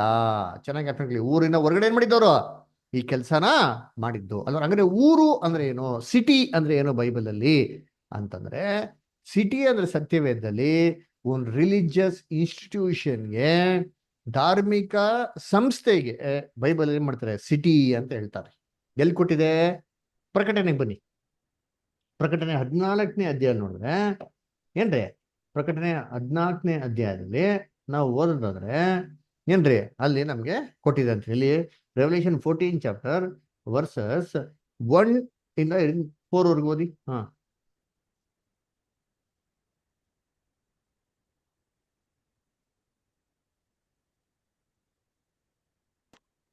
14:1 ಓದಿ. ನಾನು ನೋಡಲಾಗಿ ಯಜ್ಞದ ಕುರಿಯಾದಾತನು ಸಿಯೋನ್ ಪರ್ವತದ ಮೇಲೆ ನಿಂತಿರುವುದನ್ನು ಕಂಡೆನು. ನೋಡ್ರ, ಯಜ್ಞದ ಕುರಿಯಾದಾತನು ಸಿಯೋನ್ ಪರ್ವತದ ಮೇಲೆ ನಿಂತಿರ್ತಾರೆ. ಸಿಯೋನ್ ಅಂತ ಒಂದು ನಗರ ಅಲ್ವರ. ಅವ್ರ ಸಂಗಡ 1,44,000 ಜನ ಇದ್ರು ಅಂತ ನೋಡ್ತಾ ಇದ್ರ. ಈ ಸಿಯೋನ್ ನಗರ ಅಂತ 1,44,000 ಸಭೆ, ಅದೊಂದು ಧಾರ್ಮಿಕ ಏನ್ರಿ ಒಂದು ಸಂಸ್ಥೆ ಅಲ್ವರ. ನೋಡಿ, ಬೈಬಲ್ ನಲ್ಲಿ ಸಭೆಗೂ ಕೂಡ ಏನ್ ಹೇಳ್ತಾರೆ, ಒಂದು ಸಿಟಿ ಅಂತ ಹೇಳ್ತಾರೆ. ಅದೇ ತರ ಸುಳ್ಳು ಸಭೆ ಇದೆ, ಆ ಸುಳ್ಳು ಸಭೆಗೂ ಕೂಡ ಏನ್ರಿ ನಗರ ಅಂತಾನೆ ಹೆಸರು. ಎಲ್ಲಿದೆ? ಅದರಲ್ಲೇ ಓದೋಣ. 14ನೇ ಅಧ್ಯಾಯ 8ನೇ ವಾಕ್ಯ ಓದಿ ಬುದ್ಧ. ಅವನ ಹಿಂದೆ ಎರಡನೆಯವನಾದ ಒಬ್ಬ ದೇವದೂತನು ಬಂದು, ಬಿದ್ದಳು ಬಿದ್ದಳು, ಬಾಬೇಲ್ ಎಂಬ ಮಹಾನಗರಿಯು ಬಿದ್ದಳು. ಆಕೆಯು ಬಾಬೇಲ್ ಅಂತ ಮಹಾನಗರಿ, ನಗರ, ಸಿಟಿ ಅಂತ ಏನ್ ಮಾಡ್ತಾರೆ ಹೇಳ್ತಾರೆ. ಹೆಂಗೆ ಯೇಸು ಕ್ರಿಸ್ತನ್ಗೆ ಸಿಟಿಯಲ್ಲಿ ಜಾಗ ಇಲ್ವೋ, ಹೊರಡೋಗಿ ಸೇವೆ ಮಾಡಿದ್ರು, ಆ ಥರ ಇವತ್ತಿರಂತ ಒಂದು ಬ್ಯಾಬಿಲಾನ್ ಸಿಸ್ಟಮ್ ಅದೇನೋ ಸುಳ್ಳು ಸಭೆ ಜಾಸ್ತಿ ನೋಡಲ್ಲ. ಬಿದ್ದಳು ಬಿದ್ದಳು ಬಾಬಿಲೋನ್ ಮಹಾನಗರಿ ಬಿದ್ದಳು, ಬಾಬಿಲೋನ್ ಬಗ್ಗೆ ನೋಡಲ್ಲ. ಈ ಸುಳ್ಳು ಸಭೆಗಳಲ್ಲಿ ಈ ಸತ್ಯಾರ್ಥಗಳನ್ನ ನೀವು ಹೇಳ್ತೀರಾ ಅಂತಂದ್ರೆ ಅಲ್ಲೇನಿಲ್ಲ, ಅವಕಾಶ ಇಲ್ಲ. ಅದಕ್ಕೆ ಯೇಸು ಕ್ರಿಸ್ತು ಯಾರಿಗೆ ಇಂಟ್ರೆಸ್ಟ್ ಇದೆಯೋ ಅವ್ರಿಗೆ ಉಪದೇಶ ಮಾಡ್ತಾರೆ. ಎಲ್ಲಪ್ಪ ಉಪದೇಶ ಮಾಡಿದ್ರು ಮೊದಲನೇ ಬರುವಿಕೆಯಲ್ಲಿ ಅಂದ್ರೆ ಅವನ್ನ ಆ ಕಾಲದಲ್ಲಿರೋಂಥ ಧಾರ್ಮಿಕ ಸಂಸ್ಥೆಯಿಂದ ಯಹೂದ್ಯರ ಒಂದು ಸಭೆಯಿಂದ ಹೊರಗಡೆ ಏನ್ ಮಾಡಿದ್ರು, ಕರೆದ್ಬಿಟ್ಟು ಯಾರಿಗೆ ಇಂಟ್ರೆಸ್ಟ್ ಇತ್ತೋ ಅವ್ರಿಗೆ ಏನ್ ಮಾಡಿದ್ರು, ಅವ್ರಿಗೆ ಉಪದೇಶ ಮಾಡಿದ್ರು. ಹೇಗ್ ಮಾಡಿದ್ರು ಅಂತಂದ್ರೆ ಮೊದಲು ಅವ್ರ ಮೇಲೆ ಕನಿಕರ ಪಡ್ತಾರೆ. ಯೇಸು ಕ್ರಿಸ್ತ ಮೊದಲನೇ ಬರಿಕೆ ಬರ್ಬೇಕಾದ್ರೆ ಯಹೂದ್ಯರ ಒಂದು ಇರೋಂಥ ಸ್ಥಿತಿಗತಿಗಳು ನೋಡ್ಬಿಟ್ಟು ಸತ್ಯಾನೇ ತಿಳಿದಿರ ಈ ತರ ಮೋಸವಾಗಿರೋಂಥ ಫರಿಸಿಯರ ಸ್ಥಿತಿಗಳು ನೋಡ್ಬಿಟ್ಟು ಕನಿಕರ ಪಟ್ಟರು. ಅಲ್ದ್ರ ಅದಕ್ಕೆ ಏನ್ ಮಾಡಿದ್ದು, ಎಷ್ಟೋ ಕಡೆ ಅದ್ಭುತ ಎಲ್ಲ ಮಾಡಿದ್ದು. ಅವ್ರೇನ್ ಮಾಡ್ತಾರೆ, ಕಾಯಿಲೆಗಳನ್ನ ವಾಸಿ ಮಾಡ್ತಾರೆ. ಯಹೂದ್ಯರ ನಡುವೆ ಬರ್ಬೇಕಾರೆ ಯೇಸು ಕ್ರಿಸ್ತನ ಕಾಲದಲ್ಲಿ ಕಾಯಿಲೆಗಳಿತ್ತ? ಎಸ್, ಯಾವ ಕಾಯಿಲೆ? ಪಾಪದ ಕಾಯಿಲೆ. ಅದರ ಡಾಕ್ಟರ್ ಯಾರಿಗ್ ಬೇಕೋ? ಪೇಷಂಟ್ಗಳಿಗೆ ಡಾಕ್ಟರ್ ಬೇಕು ಅಂತ ಹೇಳ್ತಾರೆ, ಬರೀ ರೋಗಿಗಳಿಗೆ ಡಾಕ್ಟರ್ ಬೇಕು ಅಂತ ಅವ್ರು ಹೇಳಿ, ವೈದ್ಯರು ಬೇಕು ಅಂತ ಹೇಳ್ತಾರಲ್ಲ. ಹಾಗಾದ್ರೆ ರೋಗಿಗಳಿದ್ರು ಯಾವ ರೋಗಿಯಪ್ಪ ಅಂದ್ರೆ ಮಾಮೂಲಿ ರೋಗ ಮಾತ್ರ ಅಲ್ಲ, ಮನೋರೋಗಗಳು ಕೂಡ ಏನಾಗಿತ್ತು, ತುಂಬಾ ಜನಕ್ಕೆ ಇಟ್ಕೊಂಡಿದ್ರಿ. ಅದರ ನಿರಾಸೆ ಆಗಿದ್ದು, ಕುಗ್ಗೋಗಿದ್ರು. ಅದರ ಈ ರೋಗಗಳಿಗೆ ವಾಸಿ ಮಾಡಕ್ಕೆ ಯೇಸು ಕ್ರಿಸ್ತ ಮೊದಲನೇ ಬರಿಕೆ ಮಾಡಿದ್ರು, ಕಾಯಿಲೆಗಳೆಲ್ಲ ವಾಸಿ ಮಾಡಿದ್ರು. ಇದನ್ನ ಯಾವಾಗಪ್ಪ ಮಾಡಿದ್ರು? ಈ ಮೊದಲನೇ ಸತಿ ಅದ್ಭುತ ಅಂತ ನೋಡಿದ್ರೆ 4,000 ಜನಕ್ಕೆ ಊಟ ಕೊಟ್ಟಿದ್ದು, 5,000 ಜನಕ್ಕೆ ಊಟ ಕೊಟ್ಟಿದ್ದು ಯಾವಾಗಪ್ಪ ಅಂದ್ರೆ ಏನ್ರಿ, ಸೂರ್ಯ ಅಸ್ತಮ ಆಗ್ಬೇಕಾರೆ, ಅಯ್ಯೋ ಸೂರ್ಯ ಮುಳುಗ್ತೈತೆ ಸ್ವಾಮಿ, ದಯವಿಟ್ಟು ಏನ್ ಮಾಡಿ ಅವ್ನ ಕಳಿಸ್ಬಿಡಿ, ಅಕ್ಕಪಕ್ಕ ಇರೋಂಥ ಹಳ್ಳಿಗಳಿಗೆ ಹೋಗ್ಬಿಟ್ಟು ಏನ್ ಮಾಡ್ಲಿ ಅವ್ರು ಏನಾರ ತಗೊಂಡ್ಲಿ ಅಂತ. ಹಾಗೆ ಸೂರ್ಯ ಅಸ್ತಮ ಆಗ್ತಾ ಇರೋದು. ಸೂರ್ಯ ಅಸ್ತಮ ಆಗೋದು ಏನಪ್ಪಾ ಅಂದ್ರೆ ಆ ದಿನ ಏನಾಗೋದು, ಮುಗಿಯೋದು ಅಂತ ಅರ್ಥ. ಅದ್ರ ಹಂಗ ಏನಪ್ಪಾ ಅರ್ಥ ಅಂತಂದ್ರೆ ಯಹೂದ್ಯರ ಕಾಲದಲ್ಲಿ ಅಂತ್ಯದಲ್ಲಿ ಇನ್ನೇನು ಯಹೂದ್ಯರ ಕಾಲ ಏನಾಗ್ತಾ ಇದೆ, ಮುಗಿತಾ ಇದೆ, ಕ್ಲೋಸ್ ಆಗ್ತಾ ಇದೆ ಅಂತ ಹೇಳ್ಬೇಕಾರೆ ಯೇಸು ಕ್ರಿಸ್ತು ಏನ್ರಿ ಆ ಕಾಲದಲ್ಲಿ ಯಹೂದ್ಯಲ್ಲಿ ಇರೋಂಥ ಜನಗಳಿಗೆ ಯಾರಿಗ ಆಸಕ್ತಿ ಇತ್ತು ಅವ್ರಿಗೆ ಏನ್ ಮಾಡಿದ್ರು, ಆಹಾರನ ಕೊಟ್ರು. ಅವರ ಈ ಆಹಾರ ತಿನ್ಬೇಕು ಅಂದ್ರೆ ಜನಗಳು ಏನ್ ಮಾಡ್ಬೇಕಾಗಿತ್ತು, ಜನಗಳು ಯೇಸು ಕ್ರಿಸ್ತು ಹೇಳಂತ ಜಾಗ ಬರ್ಬೇಕಾಯ್ತು. ಇಲ್ಲ ಅದೇ ಯೇಸು ಕ್ರಿಸ್ತು ನಾನು ಸಿಟಿಯಲ್ಲೇ ಇದ್ದೀನಿ, ನನ್ಗೆ ಅಲ್ಲೇ ಬಂದು ಆಹಾರ ಕೊಡಿದ್ರೆ ಆಗಲ್ಲ. ಅವ್ರು ಯೇಸು ಕ್ರಿಸ್ತು ಹಿಂದೆ ಫಾಲೋ ಮಾಡ್ಬೇಕು. ಯೇಸು ಕ್ರಿಸ್ತು ನಗರದ ಹೊರಗಡೆ ಕರೀತಾರ, ಸಂಸ್ಥೆ ಸಭೆಯಿಂದ ಹೊರಗಡೆ ಕರೀತಾರ, ಬರ್ಬೇಕಾಗಿತ್ತು. ಬಂದ್ಬಿಟ್ಟು ಯೇಸು ಕ್ರಿಸ್ತು ಹೇಳಂತ ರೀತಿಯಲ್ಲಿ ಅವ್ರು ಕೂತ್ಕೊಂಡು ಊಟ ತಿನ್ಬೇಕು. ಹೆಂಗೆ, ಎಲ್ಲಿ ಕುಂಡಿಸಿದ್ರು? ಹುಲ್ ಮೇಲೆ ಕುಂಡಿಸಿದ್ರು. ಅಂದ್ರೆ ದೀನಭಾವರಾಗಿ ತಗ್ಗಿಸ್ಕೊಂಡು ಕ್ರಿಸ್ತನ ಉಪದೇಶಗಳಿಗೆ ಯಾರು ಕಿವಿ ಕೊಟ್ರೋ ಅವ್ರಿಗೆ ದೇವರ ವಾರ್ತನೆ ಮಾಡಿದ್ರು. ಯೇಸು ಕ್ರಿಸ್ತು ಮೊದಲನೇ ಬರುವಿಕೆಯಲ್ಲಿ ಅವ್ರು ಕೊಟ್ರು. ಎಲ್ಲರಿಗೂ ಕೊಟ್ರ? ಎಲ್ಲರೂ ಕೊಡ್ಲಾರಿ. ಪರ್ಟಿಕ್ಯುಲರ್ ಜನಗಳು ಅವ್ರ ಗಂಡಸರು ಮಾತ್ರ ಅಂತ ಹೇಳ್ತಾರೆ ನೋಡಿ. ಹೆಂಗಸ್ರ ಬಗ್ಗೆ ಹೇಳೋರ ಅಂಡರ್ಲೈನ್ ಮಾಡ್ಕೊಳ್ಳಿ. ಇಲ್ಲ ಹೆಂಗಸರು ಮಕ್ಳು ಎಣ್ಣಿಕೆನೆ ಕೊಡ್ಲ, ಬರೀ ಗಂಡಸ್ರಿಗೆ ಮಾತ್ರ ಹೇಳ್ತಾರೆ. ಹಂಗಾದ್ರೆ ಯಾರಿಗ ಆಸಕ್ತಿ ಇರ್ತಾರೋ ಅವ್ರಿಗೆ ಏನ್ ಮಾಡಿದಾರೆ ಯೇಸು ಕ್ರಿಸ್ತು ಮೊದಲನೇ ಬರುವಿಕೆಯಲ್ಲಿ ವಾಕ್ಯ ಕೊಟ್ಟಿದ್ದು. ಅಲ್ವೇ ಎಲ್ಲರೂ ಕೊಟ್ಟ ವಾಕ್ಯ ಇಲ್ಲ ರೀ. ಅರ ಕೊನೆಗೆ ಏನಪ್ಪ ಆಯ್ತು ಅಂತಂದ್ರೆ ಬುಟ್ಟಿ ಬೇರೆ ಉಳಿತಂತರಿ. ಬ್ಯಾಲೆನ್ಸ್ ಎಷ್ಟು ಬ್ಯಾಲೆನ್ಸ್ ಉಳಿತ? ಮೊದಲನೇ ಸರಿ 12 ಬುಟ್ಟಿ, ಎರಡನೇ ಸರಿ 7 ಬುಟ್ಟಿ. ಯಾಕೆ 12 ಬುಟ್ಟಿ? ಈಗ ಜ್ಞಾಪನ ಇಟ್ಕೊಳ್ಳಿ, 12 ನೀನು ಅಂತ ನಾನು ಲಾಸ್ಟ್ ಅಲ್ಲಿ ನೋಡೋಣ. ಓಕೆನಾ? ಇವಾಗ ಏನ್ ಮಾಡೋಣ, ಇದು ಮೊದಲನೇ ಸರಿ ಭೋಜನ. ಎರಡನೇ ಭೋಜನಕ್ಕೆ ಬರೋಣ. ಎರಡನೇ ಭೋಜನಕ್ಕೆ ಬಂದ್ರೆ ಎರಡನೇ ಭೋಜನದಲ್ಲೂ ಕೂಡ ಏನ್ರಿ ಸೇಮ್ ಇದೇ ತರ. ಇದೇನಪ್ಪ ಸೂಚನೆ ಮಾಡ್ತಾರೆ ಅಂತಂದ್ರೆ ಏನ್ರಿ, ಇದು ಸುವಾರ್ತೆ ಯುಗದ ಅಂತ್ಯದಲ್ಲಿ ನಡೆಯುವಂತ ಸುಗ್ಗಿ ಬಗ್ಗೆ ಏನ್ ಮಾಡ್ತಾರೆ ಅಂತ ಹೇಳ್ತಾರೆ. ನಾನೇನೋ ಯೇಸು ಕ್ರಿಸ್ತು ಎರಡನೇ ಬರುವಿಕೆಯಲ್ಲಿ ಬಂದು ಅವರು ಮಾಡುವಂತ ಕೆಲಸನ ನಮ್ಗೆ ಏನ್ ಮಾಡಿದ್ರೆ ಕ್ಲಿಯರ್ ಕೊಟ್ಟಾರೆ ನೋಡಿ ಅಂತೀನಿ. ಯೇಸು ಕ್ರಿಸ್ತು ಮೊದಲನೇ ಬರುವಿಕೆಯಲ್ಲಿ ಜನಗಳಿಗೆ ಬೆಟ್ಟ ಮೇಲೆ ಕೊಂಡೋಗಿಲ್ಲ ರೀ, ಅಡವಿ ಕೊಂಡೋದ್ರು. ಅಡವಿ ಏನ್ರಿ, ನಗರದಿಂದ ದೂರ. ಅದರ ನಗರ ಅಂದ್ರೆ ಧಾರ್ಮಿಕ ಸಂಸ್ಥೆ. ಧಾರ್ಮಿಕ ಸಂಸ್ಥೆ ಆ ಕಾಲದಿಂದ ಜನಗಳನ್ನ ಹೊರಗಡೆ ಕರ್ಸ್ಬಿಟ್ಟು ಅಡವಿಯಲ್ಲಿ, ಅದರ ಈ ಧಾರ್ಮಿಕ ಸಂಸ್ಥೆಗೂ ಅಡವಿಗೂ ಸಂಬಂಧನೇ ಇರಲ್ಲ ರೀ. ಪ್ರತ್ಯೇಕವಾಗಿ ಯೇಸು ಕ್ರಿಸ್ತನ ಶಿಷ್ಯನಾಗೋದಕ್ಕೆ ಯಾರಿಗ ಆಸೆ ಇತ್ತೋ ಅವ್ರಿಗೆ ಮಾತ್ರ ದೂರದಲ್ಲಿ ಏನ್ ಮಾಡೋರು, ಅವ್ರಿಗೆ ವಾರ್ತೆಗಳನ್ನ ಕೊಟ್ರು. ಎಲ್ಲಾರ್ಗು ಏನ್ ಮಾಡಲ್ಲ, ಆಹಾರ ಕೊಡ್ಲಿಲ್ಲ ಅಲ್ವರ.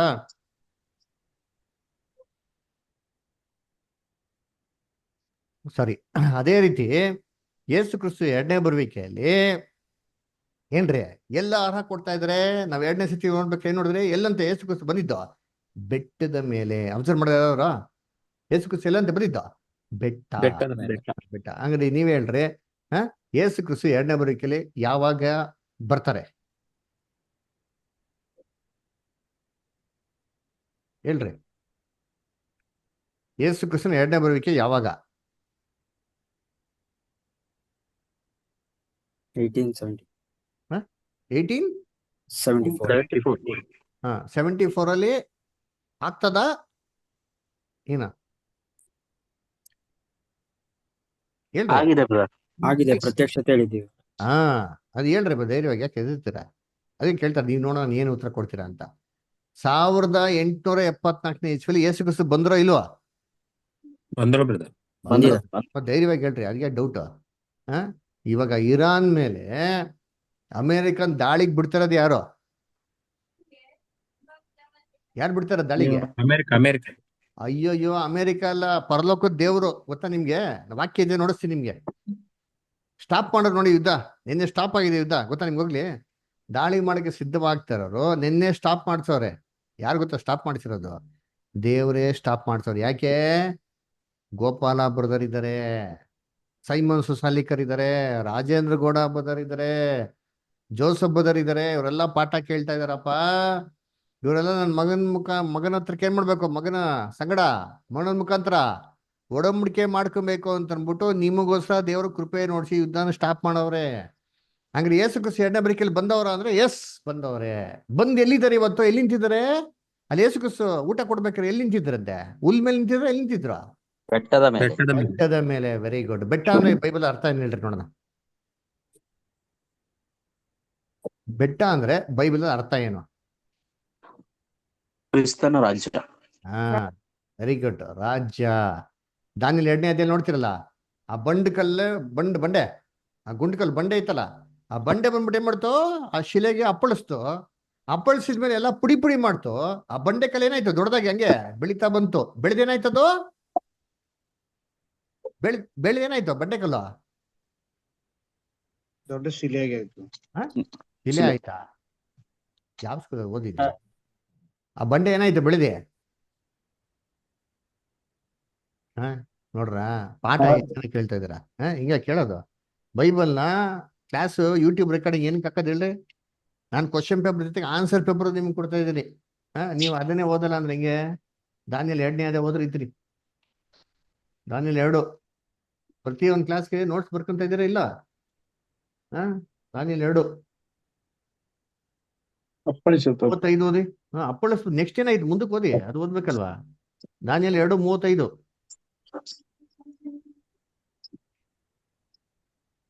ಓದ್ರಿ ಯಾರಾದ್ರ? ಆಗ ಕಬ್ಬಿಣ, ಮಣ್ಣು, ತಾಮ್ರ, ಬೆಳ್ಳಿ, ಬಂಗಾರಗಳೆಲ್ಲವೂ ಪುಡಿ ಪುಡಿಯಾಗಿ ಸುಗ್ಗಿಯ ಕಣಗಳ ಹೊಟ್ಟಿನಂತಾದವು. ಗಾಳಿಯು ತೂರಿಕೊಂಡು ಹೋಗಲು ಅವುಗಳಿಗೆ ನೆಲೆಯೇ ಇಲ್ಲವಾಯಿತು. ಪ್ರತಿಮೆಗೆ ಬಡಿದ ಆ ಬಂಡೆಯು ಮಹಾಪರ್ವತವಾಗಿ ಲೋಕದಲ್ಲೆಲ್ಲ ತುಂಬಿಕೊಂಡಿತು. ಪ್ರತಿಮೆಗೆ ಬಡಿದಂತ ಬಂಡೆವು ಏನಾಯ್ತಂತೆ? ಮಹಾಪರ್ವತವಾಗಿ ಲೋಕ ಎಲ್ಲ ಏನ್ ಮಾಡ್ತಂತೆ? ತುಂಬಿಕೊಂತು. ಇದನ್ನ ಏನ್ ಮಾಡ್ತಾರೆ? ಅರ್ಥ ಹೇಳ್ಬೇಕಾರೆ ಇದು ದೇವರ ರಾಜ್ಯ ಅಂತ ಹೇಳ್ತಾರೆ. ಈ ರೀತಿ ಲೋಕದ ಎಲ್ಲಾ ರಾಜ್ಯಗಳನ್ನ ನಾಶ ಮಾಡ್ಬಿಟ್ಟು ತನ್ನ ರಾಜ್ಯವನ್ನು ಭೂಲೋಕದಲ್ಲಿ ಏನ್ ಮಾಡ್ತಾರೆ ಅಂತವ್ರು? ಸ್ಥಾಪನೆ ಮಾಡ್ತಾರೆ. ಹಂಗಾರೆ ಬೆಟ್ಟ ಅಂತಂದ್ರೆ ಬೈಬಲ್ ಅಲ್ಲಿ ಏನು? ದೇವರ ರಾಜ್ಯ. ಏನದು ಅರ್ಥ ಹೇಳ್ರಿ ಇವಾಗ? ದೇವರ ರಾಜ್ಯ. Very good. ಆಯ್ತಾ? ನಾನು ಕ್ಲಾಸ್ ಆಗಿ ಒಂದು ಲಿಸ್ಟ್ ಕಳ್ಸಿಕೊಡ್ತೀನಿ. ಏನೇನ್ ಪದಗಳಿಗೆ ಏನ್ ಆತ್ಮಿಕ ಅರ್ಥ ಇದೆ, ಅದಕ್ಕೆ ವಾಕ್ಯ ರೆಫರೆನ್ಸ್ ಅಂತ ಲಿಸ್ಟ್ ಕಳ್ಸಿಕೊಡ್ತೀನಿ. ಅದು ದಯವಿಟ್ಟು ನಿಮ್ಮ ಮೊಬೈಲ್ ಸೇವ್ ಮಾಡ್ಕೊಂಡ್ರೆ ಓಕೆನಾ? ಸರಿ ನೋಡಿ, ಬೆಟ್ಟ ಅಂದ್ರೆ ದೇವರಾಜ. ಅದಕ್ಕೆ ಯೇಸು ಕ್ರಿಸ್ತ 2ನೇ ಸತಿ ಊಟ ಕೊಡ್ಬೇಕಾದ್ರೆ ಬೆಟ್ಟದ ಮೇಲೆ ನಿಂತು ಊಟ ಕೊಡ್ತಾರ ನೋಡಿತೀನಿ. ತನ್ನ ರಾಜ್ಯದಲ್ಲೇ ನಿಂತ್ಕೊಂಡು ಏನ್ ಮಾಡ್ತಾರ? ಎಲ್ಲರಿಗೂ ಊಟ ಕೊಡ್ತಾರೆ ಅಲ್ವರ? ಹಂಗಾರೆ ಈ ಸ್ಥಿತಿ ಕೂಡ ಕ್ರಿಸ್ತನು ಏನ್ ಹೇಳ್ತಾವ್ರೆ? ಬಿಟ್ಟು ಹೊರಗಡೆ ಬನ್ನಿ. ಮೊದಲನೇ ಬರುವಿಕೆಯಲ್ಲಿ ಯಹೂದ್ಯರ ಸಭೆಯಲ್ಲಿ ಕೂತ್ಕೊಂಡು ಉಪದೇಶ ಮಾಡ್ಲಿಲ್ಲ, ಯಹೂದ್ಯರ ಸಭೆಯಲ್ಲಿ ನಿಂತ್ಕೊಂಡು ವಾಕ್ಯ ಕೊಡ್ಲಿಲ್ಲ. ಇದೇ ಪ್ರಕಾರ 2ನೇ ಬರುವಿಕೆಯಲ್ಲಿ ಇವತ್ತು ಸುಳ್ಳು ಸಭೆಗಳಲ್ಲಿ ದೇವ್ರು ನಮ್ಗೆ ಆಹಾರ ಕೊಡ್ತಾ ಇಲ್ಲ ಅಲ್ವರ? ಸಭೆಯಲ್ಲಿ ಐತ ಆಹಾರ ಇವತ್ತು? ಏನ್ರಿ ಸಭೆಯಲ್ಲಿ ಉಪದೇಶಗಳಿದ್ಯಾ? ದೇವರಾಜ್ಯದ ಬಗ್ಗೆ ಉಪದೇಶ ಇದೆಯಾ? ಅಲ್ವರ? ಪ್ರಭುರಾತ್ರಿ ಭೋಜನದ ಸರಿಯಾದ ಉಪದೇಶ ಅಲ್ಲಿ ಇದೆಯಾ? ನರಕ ಅಂದ್ರೆ ಒಂದು ವೇದನೆ ಸ್ಥಳ ಅಲ್ಲ, ಅದು ಒಂದು ಸಮಾಧಿ ಅಂತ ಉಪದೇಶ ಅಲ್ಲಿ ಇದೆಯಾ? ಆತ್ಮ ಸಾಯ್ತಾರೆ ಅಂತ ಉಪದೇಶ ಇದೆಯಾ ಅಲ್ಲಿ? ಇಲ್ಲ. ದೀಕ್ಷಾ ಸ್ಥಾನ ಅಂದ್ರೆ ಕ್ರಿಸ್ತನ ಮರಣದಲ್ಲಿ ಮುಳುಗೋದು ಅಂತ ಉಪದೇಶ ಇದೆಯಾ ಅಂದ್ರೆ ಇಲ್ಲ. ನೀರಿನ ಸ್ನಾನ ಅಂತಾರೆ ಅಲ್ವರ? ನೀರಿನ ಸ್ನಾನ, ಪಾಪನೆಲ್ಲ ಪರಿಹಾರ ಆಗುತ್ತೆ, ನೀರ ಮುಳುಗಬೇಕು ಅಲ್ಲಪ್ಪ. 1000 ವರ್ಷದ ಆಳ್ವಿಕೆನೂ ಇಲ್ಲ. ಯಾಕಿಲ್ಲ? ಏನ್ ತಿಳ್ಕೊಂಡ್ಬಿಟ್ಟಾರೆ ಅಂತಂದ್ರೆ ಏನ್ರಿ? ಅಯ್ಯೋ ಬರ್ತಾರೆ ಬಿಡು, ಯೇಸು ಕ್ರಿಸ್ತ ನೋಡ್ಕೊಳೋಣ ಅಂತ ಬಂದ್ ಏನ್ ಮಾಡ್ತಾರೆ ಗೊತ್ತಿಲ್ಲ. ನ್ಯಾಯ ತೀರ್ಪು ಮಾಡ್ತಾರೆ, ಸತ್ತೋಗ್ಬಿಡ್ತಾರೆ, ಸಾಯಿಸ್ಬಿಡ್ತಾರೆ, ನಾಶ ಮಾಡ್ಬಿಡ್ತಾರೆ, ಹೋಗ್ಬಿಡ್ತಾರೆ. ಅಲ್ಲಪ್ಪ ಏನಪ್ಪ ಇಷ್ಟ ಕೊಟ್ಟಿರೋ ಬೈಬಲ್ ಏನು ಅರ್ಥನೇ ಇಲ್ಲ ನೋಡ್ರಿ. ಕರ್ತನಲ್ಲಿ ಪ್ರೀತಿ ನಾವು ಸರಿಯಾಗಿ ಅರ್ಥ ಮಾಡ್ಬೇಕು. ಅದಕ್ಕೆ ಅಲ್ಲಿ ಸಭೆಯಲ್ಲಿ ಸತ್ಯ ಇಲ್ಲ. ಅದಕ್ಕೆ ಹೆಂಗ್ ಗೊತ್ತದು? ಬಿದ್ದಳು ಬಿದ್ದಳು ಬಾಬೇಲ್ ಅಂತ ಮಹಾನಗರಿ ಬಿದ್ದಳು. ನೋಡಿ ಓದಿ, ಪ್ರಕಟಣೆ 18:2 ಓದಿ.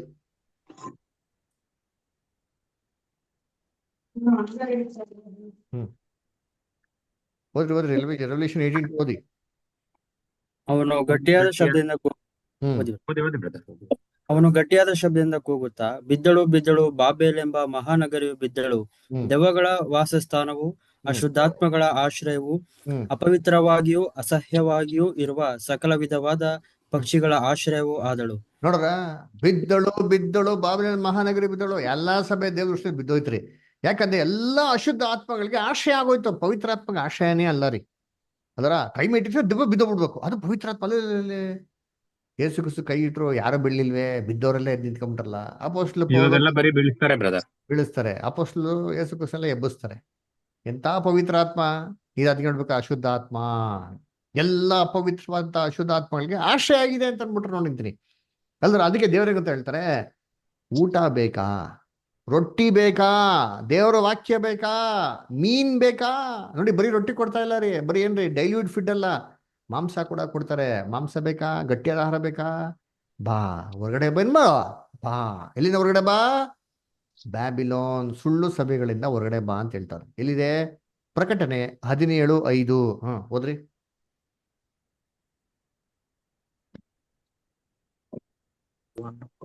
ಪ್ರಕಟಣೆ 17:5 ಓದ್ರಿ, ಆಮೇಲೆ 18:4 ಒಬ್ರು ಓದ್ರಿ. ಅವಳ ಹಣೆಯ ಮೇಲೆ ಬಾಬೆಲ್ ಎಂಬ ಮಹಾನಗರಿಯು ಭೂಮಿಯಲ್ಲಿರುವ ನರಸ್ತ್ರೀಗೂ ಅಸಹ್ಯವಾದ ಕಾರ್ಯಗಳಿಗೂ ತಾಯಿ ಎಂದು ಗುಡಾರ್ಥವುಳ್ಳ ಹೆಸರು ಬರೆದಿತ್ತು. ನೋಡ್ರ, ಗುಡಾರ್ಥವಂತ ಬಾಬಿಲು ಅಂತ ಮಹಾನಗರಿ ಅಂತ ಹೆಸರು ಬರ್ತೀನಿ. ಅಂದ್ರೆ ಈ ನಗರನ್ ಬಿಟ್ಟು ಬೆಟ್ಟಕ್ಕೆ ಬಂದ್ರೇನೆ, ದೇವರಾಜ್ಯಕ್ಕೆ ಬಂದ್ರೇನೆ ನಮ್ಗೆ ಊಟ ಏನಾಗೋದು ಸಿಕ್ಕೋದು ಅಲ್ವರ. ಅದಕ್ಕೆ ನೋಡಿ 18:4 ಓದ್ರಿ ಬದರ್. ಪರಲೋಕದಿಂದ ಬಂದ ಮತ್ತೊಂದು ಶಬ್ದವನ್ನು ಕೇಳಿದೆನು. ಅದು ಹೇಳಿದ್ದೇನೆಂದರೆ, ನನ್ನ ಪ್ರಜೆಗಳೇ, ಅವಳನ್ನು ಬಿಟ್ಟಿ ಬನ್ನಿರಿ. ನೀವು ಅವುಗಳ ಪಾಪಗಳಲ್ಲಿ ಪಾಲುಗಾರರಾಗಬಾರದು, ಅವಳಿಗಾಗುವ ಉಪದ್ರವಗಳಿಗೆ ಗುರಿಯಾಗಬಾರದು. ನೋಡ್ರ, ನನ್ನ ಜನರೇ ಅವಳನ್ನು ಬಿಟ್ಟಿ ಹೊರಗಡೆ ಬನ್ನಿರಿ. ಅವಳನ್ನ ಬಿಟ್ಟು ಹೊರಗಡೆ ಬರ್ಬೇಕು. ಬಾಬಿಲೋನ್ನ ಸುಳ್ಳು ಸಭೆನ ಬಿಟ್ಟೇ ಮಾಡಿ ನೀವು ಹೊರಗಡೆ ಬನ್ನಿರಿ. ಯಾಕಪ್ಪ ಅಂತಂದ್ರೆ ಅವಳಿಗಾಗುವಂತ ದಂಡನೆ ಏನಂತೆ, ಅದರಲ್ಲಿ ಪಾಲ್ಗಾರ ಆಗದಿ ರೀತಿಲಿ ಅವಳು ಬರುವಂತ ಉಪದ್ರವ ನಿಮ್ಮೇಲೆ ಬರದಿ ರೀತಿಲಿ ನೀವೇನ್ ಮಾಡ್ರಿ, ಬಿಟ್ಟು ಹೊರಗಡೆ ಬನ್ರಿ. ಅಂದ್ರೆ ದೇವ್ರು ಸುಮ್ಮನೆ ಬಿಡ್ತಾರ? ಸುಳ್ಳು ಪ್ರದೇಶಗಳನ್ನ ಮಾಡಿದ್ರೆ ಸರಿಯಾದ ರೀತಿಲಿ ದಂಡನೆ ಕೊಡದಂತ ಅತಿ ಶೀಘ್ರದಲ್ಲಿ ಬಾಬಿಲೋನ್ಗೆ. ಅದಕ್ಕೆ ಇದೆಲ್ಲ ನಿಮ್ಗೆ ಗೊತ್ತಾಗಿದೆ ತಕ್ಷಣ ಫಸ್ಟ್ ಬಿಟ್ಟೇನ್ ಮಾಡಿ ಹೊರಗಡೆ ಬನ್ರಿ ಅಂತ ಹೇಳ್ತಾರೆ. ಯಾಕೆ ಬಿಟ್ಟೇನು ಹೊರಗಡೆ ಬರ್ಬೇಕು? ನಮ್ಗೇನ್ ಬೇಕು? ಆಹಾರ ಬೇಕು. ಅದರ ಆಹಾರ ಎಲ್ಲಿ ಕೊಡ್ತಾ ಇದಾರೆ ಕ್ರಿಸ್ತನ್ ಇವತ್ತು? ಬೆಟ್ಟದ ಮೇಲೆ ಕೊಡ್ತಾ ಇದ್ದಾರೆ, ತನ್ನ ರಾಜ್ಯದ ಮೇಲೆ ಕೂತ್ಕೊಂಡು ಅವರು ಗಟ್ಟಿಯಾದ ಆಹಾರ ಏನ್ ಮಾಡ್ತಾ ಇದ್ದಾರೆ, ಅವ್ರು ಕೊಡ್ತಾ ಇದ್ದಾರೆ. ಯಾರಿಗೆ ಇಂಟ್ರೆಸ್ಟ್ ಇದೆಯೋ, ಯಾರಿಗೆ ತಿನ್ನಕ್ಕೆ ಆಸೆ ಇದೆಯೋ ಅವ್ರಿಗೆ ಆಹಾರ ಕೊಡ್ತಾ ಇದ್ದಾರೆ. ಅದಕ್ಕೆ ಯೇಸು ಕ್ರಿಸ್ತನಿಂದ ಯಾರಪ್ಪ ಬಂದ್ರು ಅಂದ್ರೆ, ಎರಡನೇ ಸತಿ ಹೇಳ್ಬೇಕಾರೆ, ಕುಂಟರು, ಕುರುಡರು, ನೆಟ್ಟಿಗಿಲ್ಲದವರು, ಅಸ್ವಸ್ಥವಾಗಿರೋರು, ತರ ರೋಗಿಗಳೆಲ್ಲರೂ ಬಂದ್ರು ಅಂತ ಹೇಳ್ತಾರೆ. ಹಂಗ ಹೆಂಗ್ ಗೊತ್ತಾ ಅರ್ಥ? ಇವಾಗ ಯೇಸು ಕ್ರಿಸ್ತನ ಎರಡನೇ ಬರುವಿಕೆ ಟೈಮಲ್ಲಿ ಸಭೆ ಹೆಂಗಿದೆ ಗೊತ್ತಾ? ಸಭೆ ಆರೋಗ್ಯವಾಗಿಲ್ಲ ರೀ, ಎಲ್ಲಾ ತರ ವ್ಯಾಧಿನ ತುಂಬ್ಕೊಂಡ್ಬಿಡೈತೆ. ಅದಕ್ಕೆ ಅಲ್ಲಿ ಯಾರು ಸ್ವಸ್ಥವಾಗಿ ಆತ್ಮಿಕವಾಗಿ ಗಟ್ಟಿ ಮುಟ್ಟಾಗಿ ಏನ್ರಿ, ಕಣ್ಣು ನೆಟ್ಟಿಗಿರೋರು, ಆತ್ಮಿಕವಾಗಿ ಕಣ್ಣು ಕಾಣಿಸಂತ ರೀತಿಯಲ್ಲಿ ಇರೋರು, ಕಿವಿ ನೆಟ್ಟಿಗಿರೋರು, ಕೈಕಾಲು ನೆಟ್ಟಿಗಿರೋರು ಯಾರು ಏನಾಗಿಲ್ಲ ಸಭೆಯಲ್ಲಿಲ್ಲ. ಒಬ್ಬೊಬ್ರಿಗೂ ಅಂತ ಡಿಫೆಕ್ಟ್. ಕಣ್ಣು ನೆಟ್ಟಿ ಕಾಣಿಸಲ್ಲ, ಕಿವಿ ನೆಟ್ಟಿ ಕೇಳಿಸಲ್ಲ, ವಾಕ್ಯ ಕೇಳಿಸಲ್ಲ, ಕಣ್ಣು ಬೈಬಲ್ ಓದಕ್ಕಾಗಲ್ಲ, ಬೈಬಲ್ ಏನಕ್ಕಾಗಲ್ಲ, ಅರ್ಥ ಆಗಕ್ಕಾಗಲ್ಲ, ದೇವರಲ್ಲಿ ಕ್ರಿಯೆ ಮಾಡಕ್ ಆಗದಿರೋ ಜನಗಳು ಇರೋದು. ಇವರೆಲ್ಲ ಯೇಸು ಕ್ರಿಸ್ತನ ಹಿಂಬಾಲಿಸಿ ಬಂದ್ರೆ, ಈ ಸುಳ್ಳು ಸಭೆ ಬ್ಯಾಬಿಲೋನೆಲ್ಲ ಬಿಟ್ಬಿಟ್ಟು ಕ್ರಿಸ್ತನ ಹೆಜ್ಜೆಜಾಡಿನ ಹಿಂಬಾಲಿಸಿ ಬರ್ತೀನಿ ಅಂತಂದ್ರೆ ಯೇಸು ಕ್ರಿಸ್ತ ಹೆಂಗ್ ಗೊತ್ತಾ ಮಾಡ್ತಾರೆ? ಅವ್ರೆಲ್ಲಾ ಕಾಯಿಲೆಗಳನ್ನ ಏನ್ ಮಾಡ್ತಾರಂತೆ? ವಾಸಿ ಮಾಡ್ತಾರೆ. ಅದರ ವಾಸಿ ಮಾಡ್ಬಿಟ್ಟು ಏನಪ್ಪ ಕೊಡ್ತಾರಂತೆ ಅವ್ರಿಗೆ? ರೊಟ್ಟಿ ಮುರಿಬೇಕಾದ್ರೆ ಯೇಸು ಕ್ರಿಸ್ತ ಹಂಗೆ ಮಾಡಿದ್ರ? ಸ್ತೋತ್ರ ಮಾಡಿ ದೇವರಿಗೆ ಸ್ತೋತ್ರ ಹೇಳಿ ಆ ರೊಟ್ಟಿನ ಏನ್ ಮಾಡ್ರಂತೆ ಅವ್ರಿಗೆ ಕೊಟ್ರಂತೆ ಅಲ್ವರ. ಅದಕ್ಕೆ ನೋಡ್ಬೇಕಾರೆ ಯೇಸು ಕ್ರಿಸ್ತು ಇವಾಗ ಏನ್ರಿ ಅವರೇ ನಮ್ಗೇನ್ ಮಾಡ್ತಾರೆ? ಊಟನ ಕೊಡ್ತಾವ್ರಂತೆ. ಅದಕ್ಕೆ ನೋಡಿ, ಇಲ್ಲಿ ಊಟ ಕೊಡ್ಬೇಕಾರೆ ಫಸ್ಟ್ ಟೈಮು ಎಷ್ಟು ದಿನ ಅಂತ ಕೊಡ್ಲ ರೀ, ಸೆಕೆಂಡ್ ಟೈಮ್ ಎಷ್ಟು ದಿನ ಅಂತ ಕೊಟ್ಟಾರ? 3 ದಿನ ಆಯ್ತು ಅಂತ ಹೇಳಿದ್ರೆ ಕರೆಕ್ಟಾ? 3 ದಿನ ಆಯ್ತು ಅಂತ ಹೇಳಿದಾರ ಇಲ್ವಾ? ಹೇಳಿದಾರೆ. ಹಂಗಾರೆ ಏನಪ್ಪ ಅರ್ಥ? ಯೇಸು ಕ್ರಿಸ್ತನ ಮೊದಲನೇ ಬರುವಿಕೆಯಿಂದ ಹಿಡ್ದು ಏನ್ರಿ ಎರಡನೇ ಬರುವಿಕೆವರೆಗೂ 2 ದಿನ, 3ನೇ ದಿನದಲ್ಲೇ ಊಟ ಕೊಟ್ಟಿದ್ದು. ಅಂದ್ರೆ ಏನರ್ಥ? ಹೆಂಗ್ ಗೊತ್ತಾ ಅರ್ಥ? ಯೇಸು ಕ್ರಿಸ್ತನ ಮೊದಲನೇ ಬರುವಿಕೆಯಿಂದ 2000 ವರ್ಷ ಆಗೋಯ್ತು. 2 ದಿನ ಆಗೋಯ್ತು. ಕ್ರಿಸ್ತನ್ಗೆ 1 ದಿನ ಅಂದ್ರೆ 1 ವರ್ಷ. 2 ದಿನ ಆಗೋಯ್ತು ಅಂದ್ರೆ 2000 ವರ್ಷ ಆಗೋಯ್ತು. 3ನೇ 1000 ವರ್ಷ, ಆ 1000 ವರ್ಷದಲ್ಲೇ ಬೆಟ್ಟದ ಮೇಲೆ ನಿಂತ್ಕೊಂಡು 3ನೇ ದಿನದಲ್ಲೇ ಕ್ರಿಸ್ತನ್ ಎಲ್ಲರಿಗೂ ಮಾಡ್ತಾರೆ ಆಹಾರನ ಅಲ್ಲಿ ಕೊಡ್ತಾರ. ಅದು ಅಲ್ಲರ. ಅದಕ್ಕೆ ನೋಡ್ಬೇಕಾರೆ ಯೇಸು ಕ್ರಿಸ್ತ ಹೇಳ್ತಾರೆ, ಓದೋಣ ಇವಾಗ ಓದಿ ಯಾರಪ್ಪ? ಪ್ರಕಟಣೆ 3ನೇ ಅಧ್ಯಾಯ ಏನ್ರಿ 20 ಮತ್ತು 21ನೇ ವಾಕ್ಯ. ರಾಜೇಂದ್ರ ಬ್ರದರ್ ಓದ್ತೀರಾ? ಪ್ರಕಟಣೆ 3ನೇ ಅಧ್ಯಾಯ 20 ಮತ್ತು 21.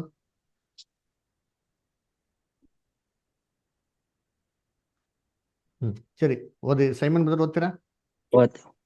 ಓದಿ ರಾಜೇಂದ್ರ ಬ್ರದರ್ ಓದಿ. ಅವನು ನನ್ನ ಸಂಗಡ ಊಟ ಮಾಡುವನು, ಹ್ಮ್ ನಾನು ಜಯ ಹೊಂದಿ ನನ್ನ ತಂದೆಯೊಡನೆ ಸಿಂಹಾಸನದಲ್ಲಿ ಕೂತುಕೊಂಡೆನು. ಹಾಗೆಯೇ ಜಯ ಹೊಂದುವವನನ್ನು ನನ್ನೊಡನೆ ಸಿಂಹಾಸನದಲ್ಲಿ ಕೂತುಕೊಳ್ಳುವಂತೆ ಮಾಡುವೆನು. ದೇವರಾತ್ಮನ ಸಭೆಗೆ ಹೇಳುವುದನ್ನು ಕಿವಿಯುಳ್ಳವನು ಕೇಳಲಿ. ಓಕೆ, 20ನೇ ವಾಕ್ಯ ಓದಿ ಬ್ರದರ್ ಇನ್ನೊಂದ್ಸರಿ. ಇಗೋ, ಬಾಗಿಲಲ್ಲಿ ನಿಂತುಕೊಂಡು ತಟ್ಟುತ್ತಾ ಇದ್ದೇನೆ. ಯಾವನಾದರೂ ನನ್ನ ಶಬ್ದವನ್ನು ಕೇಳಿ ಬಾಗಿಲನ್ನು ತೆರೆದರೆ ನಾನು ಒಳಗೆ ಬಂದು ಅವನ ಸಂಗಡ ಊಟ ಮಾಡುವೆನು. ನೋಡ್ರ, ಈಗೋ ಬಾಗಿಲು ಬಂದು ನೀನ್ ತಡ್ತಾ ಇದ್ದೀನಿ, ಬೆಟ್ಟದ ಮೇಲೆ ಕರ್ತನ ಬಂದ್ಬಿಟ್ಟು ತಡ್ತಾ ಇದಾರೆ. ಯಾರು ಬಾಗಿಲು ತೆಗಿತಾರೋ, ಹೃದಯದ ಬಾಗಿಲು ತೆಗಿತಾರೋ ಪ್ರಶ್ನೆಗಳ ಮುಖಾಂತರ ಅವರು ಒಳಗಡೆ ಬಂದು ಯೇಸು ಕ್ರಿಸ್ತ ಏನ್ ಮಾಡ್ತಾರಂತೆ? ಊಟ ಮಾಡ್ತಾರಂತೆ. ನಾನು ಅವ್ರ ಜೊತೆಗೆ ಊಟ ಮಾಡ್ತೀನಿ, ಅವ್ರ ನನ್ನ ಜೊತೆಗೆ ಏನ್ ಮಾಡ್ತಾರಂತೆ? ಊಟ ಮಾಡ್ತಾರೆ. ಯೋಚನೆ ಮಾಡಿದ್ದೀನಿ, ಯೇಸು ಕ್ರಿಸ್ತು ಊಟ ಮಾಡಿಸ್ ಹೆಂಗ್ರಿ ಊಟ ಮಾಡಿಸ್ತಾರೆ? ಅನ್ನ, ರಸ, ಇಂಥ ಊಟ ಮಾಡಿಸ್ತಾರ? ವಾಕ್ಯದ ಊಟ, ಆತ್ಮಿಕ ವಾಕ್ಯಗಳು. ಅದರ ಆ ವಾಕ್ಯ ಆತ್ಮಿಕವಾದ ವಾಕ್ಯ ಹೆಂಗಿರ್ತದೆ? 1 ಲೀಟರ್ ಹಾಲ್ಗೆ 2 ಲೀಟರ್ ನೀರ್ ಮಿಕ್ಸ್ ಮಾಡ್ತಾರ ಇರ್ತಾರ ಊಟ? ಪರಿಶುದ್ಧವಾಗಿರುತ್ತೆ. ಎಲ್ಲ ಹೆಂಗಿರ್ತದೆ ಊಟ? ಹೆಂಗಿರ್ತದೆ? ತಳ್ಳಿಗೆ ತುಂಬಾ ನೀರ್ ಹಾಕ್ಬಿಟ್ಟು ಡೈಲ್ಯೂಟ್ ಆಗಿ ಕುಡಿಸ್ತಾರ ನಮ್ಗೆ ಊಟ, ಅಥವಾ ಗಟ್ಟಿ ಮುಟ್ಟಾಗಿರೋ ಆಹಾರ ಕೊಡ್ತಾರ? ಗಟ್ಟಿ ಮುಟ್ಟಾದ ಗಟ್ಟಿ ಮುಟ್ಟ ಆಹಾರ ಕೊಡ್ತಾರ. ಅದಕ್ಕೆ ಹೇಳ್ತಾರಲ್ಲ, ಗಟ್ಟಿಯಾದ ಆಹಾರ ಯಾರಿಗೆ? ವೆರಿ ಗುಡ್, ಪರವಾಗಿಲ್ಲ ಅಪ್ಪ, ಇವಾಗೆಲ್ಲ ಅರ್ಥ ಮಾಡ್ಕೊಡ್ತಾರೆ. ಬೈಬಲ್ ಐತಲ್ಲ, ಹಂಗಾರೆ ಗಟ್ಟಿಯಾದ ಆಹಾರ ಇದೆ, ತಿಳಿ ನೀರು ಇದೆ. ಅಂದ್ರೆ ಯೇಸು ಕ್ರಿಸ್ತು ತಿಳಿ ನೀರು ಕೊಡಲ್ಲ. ಅದು ಯಾಕೆ ಗೊತ್ತಾ? ಯೇಸು ಕ್ರಿಸ್ತು ಈ ಕೆಲಸ ಮಾಡ್ಬೇಕ್ರೆ ಅವ್ರು ಎಷ್ಟು ದಿವಸ ಉಪವಾಸ ಇದ್ರಂತೆ? 40 ದಿನ. ಇಲ್ಲ, ಇಲ್ಲಿ ಅದ್ಭುತ ಮಾಡ್ಬೇಕ್ರೆ ಜನಗಳು ಎಷ್ಟು ದಿವಸ ಉಪವಾಸ? 3 ದಿನ. ಏನ್ ಗೊತ್ತಾ? ಯೇಸು ಕ್ರಿಸ್ತನ ಮೊದಲನೇ ಬರುವಿಕೆಯಿಂದ ಹಿಡಿದು ಯೇಸು ಕ್ರಿಸ್ತನ 2ನೇ ಬರುವಿಕೆವರೆಗೂ ಎಷ್ಟು ವರ್ಷ? 6,000 ವರ್ಷ. 2,000. ಮೊದಲನೇ ಬರುವಿಕೆಯಿಂದ 2ನೇ ಬರುವಿಕೆ 2,000 ವರ್ಷ, 3ನೇ ದಿನ 2,000 ವರ್ಷ. ಸೊ 2,000 ವರ್ಷ ಆಗಿದ್ಮೇಲೆ ಇನ್ನೊಂದು 1,000 ವರ್ಷ. ಆದ್ರೆ 2 ದಿನ ಉಪವಾಸ ಇದ್ರು, 3ನೇ ದಿನದಲ್ಲಿ ಊಟ ಕೊಟ್ರು. ಅದ್ರ ಹಂಗಾರೆ ಸಭೆ ಉಪವಾಸ ಇತ್ತು. ಯೇಸು ಕ್ರಿಸ್ತರು ಮೊದಲನೇ ಬರುವಿಕೆಯಲ್ಲಿ ಪರಲೋಕಕ್ಕೆ ಹೋಗಿದ್ಮೇಲೆ ಯೇಸು ಕ್ರಿಸ್ತು 2ನೇ ಬರುವಿಕೆ ಬರುವ ತನಕ ಸಭೆ ಹೆಂಗಿದೆ ಗೊತ್ತಾ? ಉಪವಾಸ ಇದೆ. ಯೇಸು ಕ್ರಿಸ್ತು ಹೇಳ್ತಾರೆ ನೋಡಿ, ಇದನ್ನ ಎಲ್ಲಿ ಹೇಳ್ತಾರೆ? ಮತ್ತೇನೇ ಬರ್ತಂತ ಸುವಾರ್ತೆ 9ನೇ ಅಧ್ಯಾಯ 14 ಮತ್ತು 15ನೇ ವಾಕ್ಯ ಓದಿ.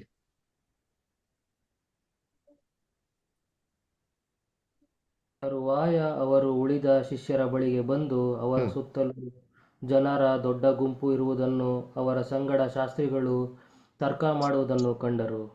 ಕೂಡಲೇ ಆ ಗುಂಪಿನವರೆಲ್ಲರೂ ಯೇಸುವನ್ನು ಕಂಡು ಬಹು ಆಶ್ಚರ್ಯಪಟ್ಟು ಆತನ ಬಳಿಗೆ ಓಡಿ ಬಂದು ಆತನನ್ನು ವಂದಿಸಿದರು. ಆತನು ಶಾಸ್ತ್ರಿಗಳನ್ನು, ಇವರ ಸಂಗಡ ಏನು ತರ್ಕ ಮಾಡುತ್ತೀರಿ? ಯಾವ್ದು ಓದ್ತಾ ಇದ್ದೀರಾ? Matthew 9 chapter 14-15. ಆಮೇಲೆ ಆತನ ಬಳಿಗೆ ಬಂದು, ಫರಿಸಾಯರು, ನಾವು ಉಪವಾಸ ಮಾಡುತ್ತೇವಲ್ಲ, ನಿನ್ನ ಶಿಷ್ಯರು ಯಾಕೆ ಉಪವಾಸ ಮಾಡುವುದಿಲ್ಲ ಎಂದು ಕೇಳಲು, ಸೊ ಅವರಿಗೆ ಮದುವೆಯು ಜನರು ತಮ್ಮ ಸಂಗಡ ಮೊದಲಿಂಗನಿರುವ ತನಕ ದುಃಖ ಪಟ್ಟಾರೋ, ಆದರೆ ಮೊದಲಿಂಗನನ್ನು ಅವರ ಬಳಿಯಿಂದ ತೆಗೆದುಕೊಂಡು ಹೋಗುವ ಕಾಲ ಬರುತ್ತದೆ, ಆಗ ಉಪವಾಸ ಮಾಡುವರು. ಯಾರು ಹೊಸ ಬಟ್ಟೆಯ ತುಂಡನ್ನು ಹಳೆಯ ವಸ್ತ್ರಕ್ಕೆ ತ್ಯಾಪೆ ಹಚ್ಚುವುದಿಲ್ಲ, ಹಚ್ಚಿದ್ರೆ ಆ ವಸ್ತ್ರವನ್ನು ಹಿಂಗಿರುವುದರಿಂದ ಅರಕು ಹೆಚ್ಚಾಗುವುದು. ನೋಡ್ರ ಎಷ್ಟು ಹೇಳ್ತಾರೆ ಅಂತಾರೆ, ಏನೋ ಉಪವಾಸ ಮಾಡ್ತಾರೆ, ನಿಮ್ಮ ಶಿಷ್ಯರು ಯಾಕೆ ಮಾಡ್ತಾರೆ ಅಂತ ಹೇಳ್ತಾರೆ. ನೋಡಪ್ಪ, ಮೊದಲಿಂಗ ಇರ್ಬೇಕಾರೆ ಉಪವಾಸ ಮಾಡ್ತಾರ? ಒಂದ್ ಕಾಲ ಬರ್ತಾರೆ ಮೊದಲಿಂಗನ್ನ ಎತ್ಕೊಂಡ್ಬಿಡ್ತಾರೆ. ಮೊದಲಿಂಗ ಕ್ರಿಸ್ತನ್ ಇರೋ ತನಕ ಶಿಷ್ಯನಿಗಳಿಗೆ ಉಪವಾಸ ಇರಲಿಲ್ಲ ರೀ. ಯಾಕಂದ್ರೆ ಚೆನ್ನಾಗಿ ಆಹಾರ ಕೊಡೋರು, ಆತ್ಮಿಕ ಆಹಾರ ಕೊಡೋರು, ಚೆನ್ನಾಗಿ ಪಾಠ ಹೇಳ್ಕೊಡೋರು. ಯೇಸು ಕ್ರಿಸ್ತು ಮೊದಲೇ ಬರುವಿಕೆಯಲ್ಲಿ ಎತ್ತಲ್ಪಟ್ಟಿದ್ಮೇಲೆ, ಮರಣದಲ್ಲಿ ಎತ್ತಲ್ಪಟ್ಟಿದ್ಮೇಲೆ ತಿರ್ಗಾ ಯೇಸು ಕ್ರಿಸ್ತು 2ನೇ ಬರುವಿಕೆ ಬರುವ ತನಕ ಮೊದಲಿಂಗ ಇಲ್ಲ. ಅವಾಗ ಸಭೆಗೆ ಉಪವಾಸ, ಸಭೆಗೆ ಆಹಾರ ಇತ್ತಾ? ನಾವು ಅಂತ್ಯಕ್ರಿಸ್ತು ಪೀರಿಯಡ್ ಎಲ್ಲ ಓದಿದಿರಿ, ಚೆನ್ನಾಗಿ ಜ್ಞಾಪನ ಇಸ್ಕೊಳ್ಳಿ. ಸತ್ಯವೇದ ವಾಕ್ಯನೇ ಇರ್ಲ ರೀ. ಆದ್ರೆ ಇವಾಗ ಯೇಸು ಕ್ರಿಸ್ತು ಹೇಳ್ತಾರೆ, ಈಗೋ ಬಾಗಿಲು ಬಳಿ ನಿಂತು ತಡ್ತಾ ಇದ್ದೀನಿ, ಯಾರು ತೆರೀತಾರೋ ಅವ್ರಿಗೆ ನಾನು ಊಟ ಕೊಡ್ತೀನಿ ಅಂತ ಹೇಳ್ತಾರೆ. ಯೋಚನೆ ಮಾಡಿರ್ತೀನಿ, ತನ್ನ ಸ್ವಂತ ಮಕ್ಕಳು ಏನ್ರಿ ಎಷ್ಟೋ ದಿನಗಟ್ಲೆಯಿಂದ ಉಪವಾಸ ಇದ್ರೆ ಅವ್ರ ಅಪ್ಪನ್ಗೆ ಗೊತ್ತಾಗಿದ ತಕ್ಷಣ ಅವ್ರ ಅಪ್ಪ ಹೆಂಗ್ ಬರ್ತಾರೆ? ಬರೀ ಕೈನಲ್ಲಿ ಬರ್ತಾರ ಅಥವಾ ಚೆನ್ನಾಗಿರೋಂಥ ಊಟ ತಗೊಂಡ್ಬರ್ತಾರ? ಚೆನ್ನಾಗಿರೋ ಊಟ ತಗೋಬೇಕು. ಅವರ ಚೆನ್ನಾಗಿರೋ ಊಟ ಅಂದ್ರೆ ಏನು? ನೀರು, ಹಾಲು ತಗೊಂಡ್ಬರ್ತಾರ, ಅಥವಾ ಮಾಂಸ ಗಿಂಸ ಹಾಕೊಂಡು ಚೆನ್ನಾಗೆಲ್ಲ ಬೇಕಂತ ಪೌಷ್ಟಿಕಾರ ಮುಷ್ಟಾಂಗ ಭೋಜನಗಳು ತರ್ತಾರ? ಮೃಷ್ಟಾನ್ನ ಭೋಜನ. ಇದೇ ಕ್ರಿಸ್ತನು ಮಾಡ್ತಾರದು. ಬೈಬಲ್ ವಾಕ್ಯನೇ ಇದೆ, ತೆಗಿರಿ. ಇಲ್ಲಿ ಲೂಕ 12ನೇ ಅಧ್ಯಾಯ 37 ಓದ್ಕೊಂಬನಿ. ಲೂಕ್ 12 ಚಾಪ್ಟರ್ 37 ಇಂದ ಓದಿ ನಿಂತೀನಿ.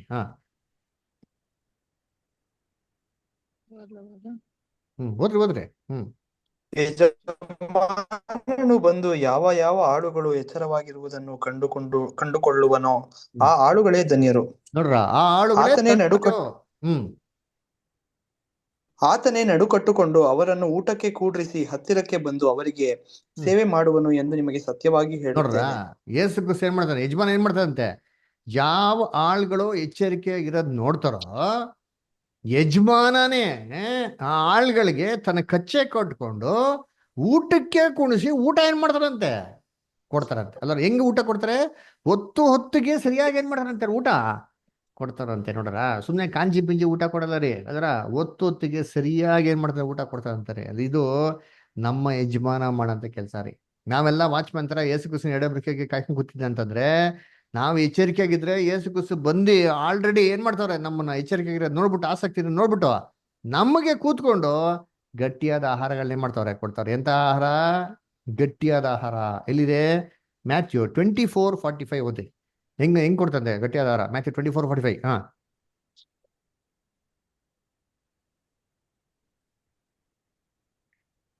ಹಾಗಾದ್ರೆ ಯಜಮಾನನು ತನ್ನ ಮನೆಯವರಿಗೆ ಹೊತ್ತಿಗೆ ಆಹಾರ ಕೊಡಲಿಕ್ಕೆ ಅವರ ಮೇಲಿಟ್ಟ ನಂಬಿಗಸ್ತನೂ ವಿವೇಕಿಯೂ ಆದಂತ ಆಳು ಯಾರು? ನೋಡ್ರ, ಏನಂತಾರೆ, ಮನೆ ಮೇಲೆ ತಕ್ಕ ಸಮಯಕ್ಕೆ ಅಲ್ರ ಆಹಾರ ಕೊಡಕ್ಕೆ ನೇಮಿಸಿದ್ದಂತ ಆಳು ಯಾರು? ಇದು ಇಂಗ್ಲೀಷಲ್ಲಿ ಹೋದ್ರೆ ಇದು ಆಹಾರ ಅಂತ ಬಂದ್ಬಿಡ್ತು ಅಲ್ರ. ಇದು ಇಂಗ್ಲೀಷಲ್ಲಿ ಹೋದ್ರೆ ಏನ್ರಿ ತುಂಬಾ ಚೆನ್ನಾಗಿದೆ. ಯಾರು ಇಂಗ್ಲೀಷ್ ಓದ್ತೀರಾ? ಆಗ್ತದಾ? ಇಂಗ್ಲೀಷ್ ಯಾರ ಹತ್ರ ಇದೆಯಾ? Matthew 24:45. Who then is a faithful and wise servant, whom his Lord had made ruler over his household, to give them meat in due season.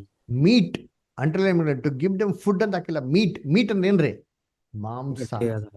ಅಂದ್ರೆ ಗಟ್ಟಿಯಾದ ಆಹಾರನ ಸಭೆಗೆ ಒತ್ತು ಕೊಡೋದಿಕ್ಕೆ ತಾನು ನೇಮಿಸಿತಿರಂತ ಒಂದು ಮನೆ ವಾರ್ತೆಯನ್ನು ಯಾರು ಅಂತ ಹೇಳ್ತಾರೆ. ಆ ಮನೆ ವಾರ್ತೆಯವರ ಮುಖಾಂತರನೇ ಇವತ್ತು ನಿಮ್ಗೆ ಎಲ್ಲಾರ್ಗು ಗಟ್ಟಿಯಾದ ಆಹಾರಗಳೇನಾಗ್ತಾರೆ, ಅದು ಸಿಗ್ತಾರೆ. ನೀವು ತಿಂತಾರ ಫುಡ್, ಒಂದೂವರೆ ವರ್ಷದಿಂದ ನಾವು ಊಟ ತಿಂತಾ ಇದ್ದೀರಾ, ಈ ಫುಡ್ ಗಟ್ಟಿಯಾಗಿದೆಯಾ ಇಲ್ವಾ? ಗಟ್ಟಿಯಾಗಿದೆ, ಸತ್ಯವಾಗಿದೆ ಬ್ರದರ್. ಅಲ್ವರ, ಇದೇ ಗಟ್ಟಿಯಾದ ಆಹಾರ. ಈ ಗಟ್ಟಿಯಾದ ಆಹಾರನ ಕ್ರಿಸ್ತನ ಎರಡನೇ ಬರುವಿಕೆಯಲ್ಲಿ ಕಚ್ಚೆ ಕಟ್ಕೊಂಡು ನಮ್ಗೇನ್ ಮಾಡ್ತಾರೆ, ಅವರೇ ಊಟಕ್ಕೆ ಬಡಿಸ್ಬಿಟ್ಟು ಅವರೇ ನಿಮ್ಗೆಲ್ಲರಿಗೂ ಕೊಡ್ತಾರ. ನಮ್ಮ ಮುಖಾಂತರ ಕೊಡ್ತಾರ ಅಷ್ಟೇ. ನಾವೆಲ್ಲ ಅಡಿಗೆ ಭಟ್ರುಗಳು, ನಾವೆಲ್ಲೇನ್ರಿ ಸ್ಟಿವರ್ಡ್ಗಳು, ಏನ್ರಿ ಸರ್ವರ್ಗಳು. ಅಡಿಗೆ ಮಾಡಿಟ್ಟವ್ರು ನೋಡಿ ಯಜಮಾನ್ರು, ಅದರ ಅವ್ರು ಏನ್ ಮಾಡ್ತಾರೆ, ಇಂಥ ತಗೊಂಡ ಕೊಡಪ್ಪ, ಇಂಥ ಕೊಡ ಅಂತಂದ್ರೆ ನಾವೇನ್ ಮಾಡ್ತೀವಿ, ತಂದ್ಬಿಟ್ಟು ನಿಮ್ಗೆ ಬಡಿಸ್ತಾ ಇದ್ರಿ. ಇದನ್ನೇ ಯೇಸು ಕ್ರಿಸ್ತ 2 ಸತಿ ಊಟ ಮಾಡೋದು ನೋಡ್ಸಿದ್ರು ಆತರ. ಸರಿ, ಇವಾಗ ಈ ಊಟ ತಿನ್ಬೇಕು ಅಂದ್ರೆ ನಾವೇನ್ ಮಾಡ್ಬೇಕಪ್ಪ ಅಂದ್ರೆ ಈ ಸುಳ್ಳು ಸಭೆಗಳನ್ನ ಬಿಟ್ಟೆ ಮಾಡಕ್ ಹೊರಗಡೆ ಬರ್ಬೇಕು. ಬಂದ್ಬಿಟ್ಟು ಬೆಟ್ಟದ ಮೇಲೆ ಅವ್ರ ಪಾದದಲ್ಲಿ ತಗ್ಗಿಸ್ಕೊಂಡು ಕೂತ್ಕೊಂಡು ವಾಕ್ಯನ ಕೇಳಿದ್ರೆ ನಮ್ಗೆ ಇನ್ನಷ್ಟು ಬಲವಾದಂತ ಆಹಾರ ಕೊಡ್ತಾರೆ. ಓಕೆನಾ? ಸರಿ, ಇವಾಗ ಏನ್ ಮಾಡೋಣ, ಎಣಿಕೆ ನೋಡೋಣ. ಅದರ ನೋಡಿ, ಮೊದಲನೇ ಸತಿ ಅದ್ಭುತ ಮಾಡ್ಬೇಕಾರೆ ಎಷ್ಟು ಮೀನಿತ್ತು? 2 ಮೀನು. ಎಷ್ಟು ರೊಟ್ಟಿ? 5 ರೊಟ್ಟಿ. Very good. ಅದರ ಆಮೇಲೆ ಗಂಡಸರು ಎಷ್ಟು ಜನ ಅಂತೆ? 5,000 ಜನ. 5. ಎರಡನೇ ಸತಿ ಅದ್ಭುತ ಮಾಡ್ಬೇಕಾರೆ 2 ಮೀನು, ಎಷ್ಟು ರೊಟ್ಟಿ? 7 ರೊಟ್ಟಿ. ಎಷ್ಟು ಜನ ಗಂಡಸರು? 4,000. Very good. ಇವಾಗ ಏನ್ ಮಾಡಿ ಅಂತಂದ್ರೆ ಮೀನ್ಗಳು ಟೋಟ್ಲ್ ಮಾಡಿ. ಮೀನ್ ಎಷ್ಟಾಯ್ತು ಟೋಟ್ಲು? 4 ಮೀನು. ರೊಟ್ಟಿ ಎಷ್ಟಾಯ್ತು? 5 + 7 ಎಷ್ಟಾಯ್ತು? 12. ಅಂದ್ರೆ ಮೀನು ಮತ್ತೆ ರೊಟ್ಟಿನ 2 ಕೂಡಿಸಿದ್ರೆ ಎಷ್ಟಾಯ್ತು? 16. ಅಂದ್ರೆ 16 ಅಂಶ ಭೋಜನನ ಕ್ರಿಸ್ತನು ಒಟ್ಟಾರೆ ಎಷ್ಟು ಜನಕ್ಕಪ್ಪ ಕೊಟ್ರು ಅಂದ್ರೆ 9,000 ಜನ. ಕರೆಕ್ಟಾ? ಸರಿ, ಇವಾಗ 16 × 9,000 ಮಾಡಿ ಎಷ್ಟು ಬಂತು ನೋಡಿ. ಯಾರು ಮೊಬೈಲ್ ತಗೊಂಡು ಕ್ಯಾಲ್ಕುಲೇಟರ್ ಲೆಕ್ಕ ಹಾಕಿ 16 × 9,000 ಎಷ್ಟು ಬರ್ತದೆ? 1,44,000. ಎಷ್ಟು? 1,44,000. ಕರೆಕ್ಟಾ? ಇವಾಗ 1,44,000 ಅಂದ್ರೆ ನಿಮ್ಗೆ ಗೊತ್ತಾಗೈತಿ ಯಾರಿದು ಚಿಕ್ಕ ಆಯ್ತಾರ. ಅದಕ್ಕೆ ಗಂಡಸ್ರು ಅಂತ ಹೇಳೋದು. ಮಕ್ಕಳು ಹೆಂಗಸರು ಬಿಟ್ಟಿ ಅಂದ್ರೆ ಮೆಚೂರ್ಡ್ ಆಗಿರೋರ್ಗೆ. ಗಂಡಸರು ಯಾವಾಗ ಮೆಚೂರ್ಡ್ ಆಗಿರೋರು, ಹೆಣ್ಮಕ್ಳು ಅಂದ್ರೆ ಅಷ್ಟು ಮೆಚೂರ್ಡ್ ಆಗಿಲ್ಲ. ದೊಡ್ಡ ಸಮೂಹ ಮಕ್ಕಳು ಸತ್ಯದಲ್ಲಿ ಇನ್ನ ಬೆಳೆದೇ ಇಲ್ಲ. ಅಂದ್ರೆ ಇನ್ನ ಬೆಡ್ಚಿ ಪಾಪುಗಳ್ತಿರ್ತಾರೆ, ಏನೂ ಗೊತ್ತಿಲ್ಲ ಅವ್ರಿಗೆ. ಅದ್ರ ಗಂಡಸರು ಏನ್ರಿ ಪ್ರಾಯಸ್ಥರು, ಸತ್ಯನ ಅರ್ಥ ಮಾಡ್ಕೊಂಡಿರೋರು, ಜ್ಞಾನ ಬುದ್ಧಿ ತಿಳುವಳಿಕೆ ಇರೋರು, ಇಂಥವ್ರಿಗೆ ಕ್ರಿಸ್ತನು ಆಹಾರ ಈ ಕಾಲದಲ್ಲಿ ಪ್ರಯೋಜನ ಆಗೋದು. ಅದಕ್ಕೆ ನೋಡ್ಬೇಕಾರೆ ಏನ್ರಿ ಗಟ್ಟಿಯಾದ ಆಹಾರ ಕೊಡ್ತಾ ಇಲ್ಲ ಅಂತಂದ್ರೆ ಗೊತ್ತಾ, ಬೆಳೆದೇ ಇಲ್ಲ ಅಂತ ಅರ್ಥ. ಅಪೋಸ್ಟ್ಲು ಪೌಲ ಹೇಳ್ತಾರಲ್ಲ, ಕಾಲ ನೋಡ್ಬೇಕು, ನೀವೇನಾಗಬೇಕಾಯ್ತು, ಬೋಧರ್ಕಾಗಬೇಕಿತ್ತು. ಆದ್ರೆ ಮೂಲ ಉಪದೇಶಗಳು ಇನ್ನೊಬ್ರು ನಿಮ್ಗೆ ಹೇಳ್ಕೊಡ್ಬೇಕಲ್ಲಪ್ಪ. ಹಾಗಾದ್ರೆ ನೀವು ಹಾಲು ಕುಡಿಯೋರೇ ಹೊರತು ಗಟ್ಟಿ ಆಹಾರ ತಿನ್ನೋರಲ್ಲ ಅಂತ ಅಲ್ವರ. ನಾವೇನ್ ಮಾಡ್ಬೇಕು, ಕ್ರಿಸ್ತನಲ್ಲಿ ಇದ್ಮೇಲೆ 10 ವರ್ಷ ಆದ್ಮೇಲೆ ಏನ್ ಮಾಡ್ಬೇಕು, ನಾವ್ ಇನ್ನ ಬೆಚ್ಚಿಟ್ಕೊಂಡು ಹಾಲು ಕುಡಿ ಅಂತ ಇದ್ರೆ ನೋಡಿದವ್ರು ಏನ್ ಹೇಳ್ತಾರೆ ಹೇಳಿ? ಪುಟಾಣಿ ಪಾಪುಗಳ ತರ 20 ವರ್ಷ ಆದ್ರೂ ಸರಿ ಹಾಲು ಕುಡ್ಕೊಂಡೇ ಇದ್ರೆ ನೋಡಿದವ್ರು ಏನ್ ಹೇಳ್ತಾರೆ ನಮ್ಮನ್ನ? ಏನಪ್ಪ ಬುದ್ಧಿನೇ ಇಲ್ವಲ್ಲ, ಪೆದ್ದಂತರವಲ್ಲ, ಏನೋ ಹಿಂಗೆ ಪ್ರಾಬ್ಲಮ್ ಇದೆ, ಹುಚ್ಚ, ಪೆದ್ದ ಅಂದ್ಬಿಡ್ತಾರೆ. ಅದೇ ತರ ಕ್ರೈಸ್ತವರಲ್ಲಿ ವರ್ಷದಲ್ಲಿ ಬೆಳಿತಾ ಹೋಗ್ಬೇಕ್ರಿ. ನಾವ್ ಇನ್ನ ಏನೋ ಗೊತ್ತಿಲ್ದ್ರ ಎಳೆಯ ಮಕ್ಳ ತರ ಇರ್ತೀರಿ. ಏನರ್ಥ ಹೇಳಿ? ವಾಕ್ಯದಲ್ಲಿ ಅನುಭವ ಇಲ್ದಿರೋರು. ವಾಕ್ಯ ಕೇಳ್ದತ್ತಾನೆ ಅನುಭವ ಬರೋದು. ಕೇಳ್ಬೇಕ್ರಿ, ಓದ್ಬೇಕ್ರಿ, ಬೈಬಲ್ ಬೆಳಿಬೇಕ್ರಿ. ಅವರೇ ಗಂಡಸರು. ವಾಕ್ಯ ಓದನ ಇಲ್ಲಿ ಎಫೆಸರಿಗೆ ಬದ್ಧ ಪತ್ರಿಕೆ 4ನೇ ಅಧ್ಯಾಯ 12 ಮತ್ತು 13 ಓದಿ. ಓದಿ Joseph brother. Ephesians 4:12 and 13 brother ಓದಿ ಜೋಸಫ್ ಬ್ರದರ್. ಸಹೋದರರೇ, ನಾನು ನಿಮ್ಮ ಹಾಗೆ ಆದದ್ದರಿಂದ ನೀವು ನನ್ನ ಹಾಗೆ ಆಗಬೇಕೆಂದು ನಿಮ್ಮನ್ನು ಎಫೆಸರಿಗೆ ಬದ್ಧ ಪತ್ರಿಕೆ ಕರೆಕ್ಟಾ? 4ನೇ ಓದ್ತಾರದು. ಓದ್ತಾ ಇದ್ದೀನಿ. 12 ಮತ್ತು 13 ಓದಿ. ದೇವಜನರನ್ನು ನಾವೆಲ್ಲರೂ ನಂಬಿಕೆಯಿಂದಲೂ ದೇವಕುಮಾರನ ವಿಷಯವಾದ ಜ್ಞಾನದಿಂದಲೂ ಉಂಟಾಗುವ ಐಕ್ಯವನ್ನು ಹೊಂದಿ ಪ್ರವೃತ್ತಿಗೆ ಬಂದಿರಲಾಗಿ ಕ್ರಿಸ್ತನ ಪರಿಪೂರ್ಣತೆ ಎಂಬ ಪ್ರಮಾಣವನ್ನು ಮುಟ್ಟುವ ತನಕ ದೇವಜನರನ್ನು ಯೋಗ್ಯ ಸ್ಥಿತಿಗೆ ತರುವ ಕೆಲಸಕ್ಕೋಸ್ಕರವೂ ಸಭೆಯ ಸೇವೆಗೋಸ್ಕರವೂ ಕ್ರಿಸ್ತನ ದೇವ ಅಭಿವೃದ್ಧಿಗೋಸ್ಕರವೂ ಆತನು ಇವರನ್ನು ಅನುಗ್ರಹಿಸಿದನು. ನೋಡ್ರ, ಎಲ್ಲಿ ಬರೋ ತನಕ? ಕ್ರಿಸ್ತನ ಪರಿಪೂರ್ಣತೆ ಎಂಬಂತ ಪ್ರಮಾಣ ಮುಟ್ಟುವ ತನಕ, ಕ್ರಿಸ್ತನ್ ತರ ಆಗೋ ತನಕ ದೇವ್ರು ನಂಗೆ ಏನ್ ಮಾಡೋರು ಅಂತೀವಲ್ಲ, ಫೆಸಿಲಿಟೀಸ್ ಕೊಟ್ಟಿದ್ದಾರೆ ಅಂತಾರೆ. ಏನ್ ತರ ಆಗ್ಬೇಕು? ಮಕ್ಳ ತರ ಇರ್ಬೇಕು ಅಂತಲ್ಲ ರೀ, ಕ್ರಿಸ್ತನ್ ತರ ಆಗ್ಬೇಕು, ಮೆಚೂರ್ಡ್ ಅದರ ಗಂಡಸ ತರ ಆಗ್ಬೇಕಂತ ರೀ. ಇನ್ನೊಂದು ವಾಕ್ಯ ಓದೋಣ. 1ನೇ ಯೋಹಾನ 2ನೇ ಅಧ್ಯಾಯ 13 ಮತ್ತು 14. ಜೋಸಫ್ ಬ್ರದರ್ ಓದ್ತೀರಾ? 1ನೇ ಯೋಹಾನ 2ನೇ ಅಧ್ಯಾಯ 13 ಮತ್ತು 14.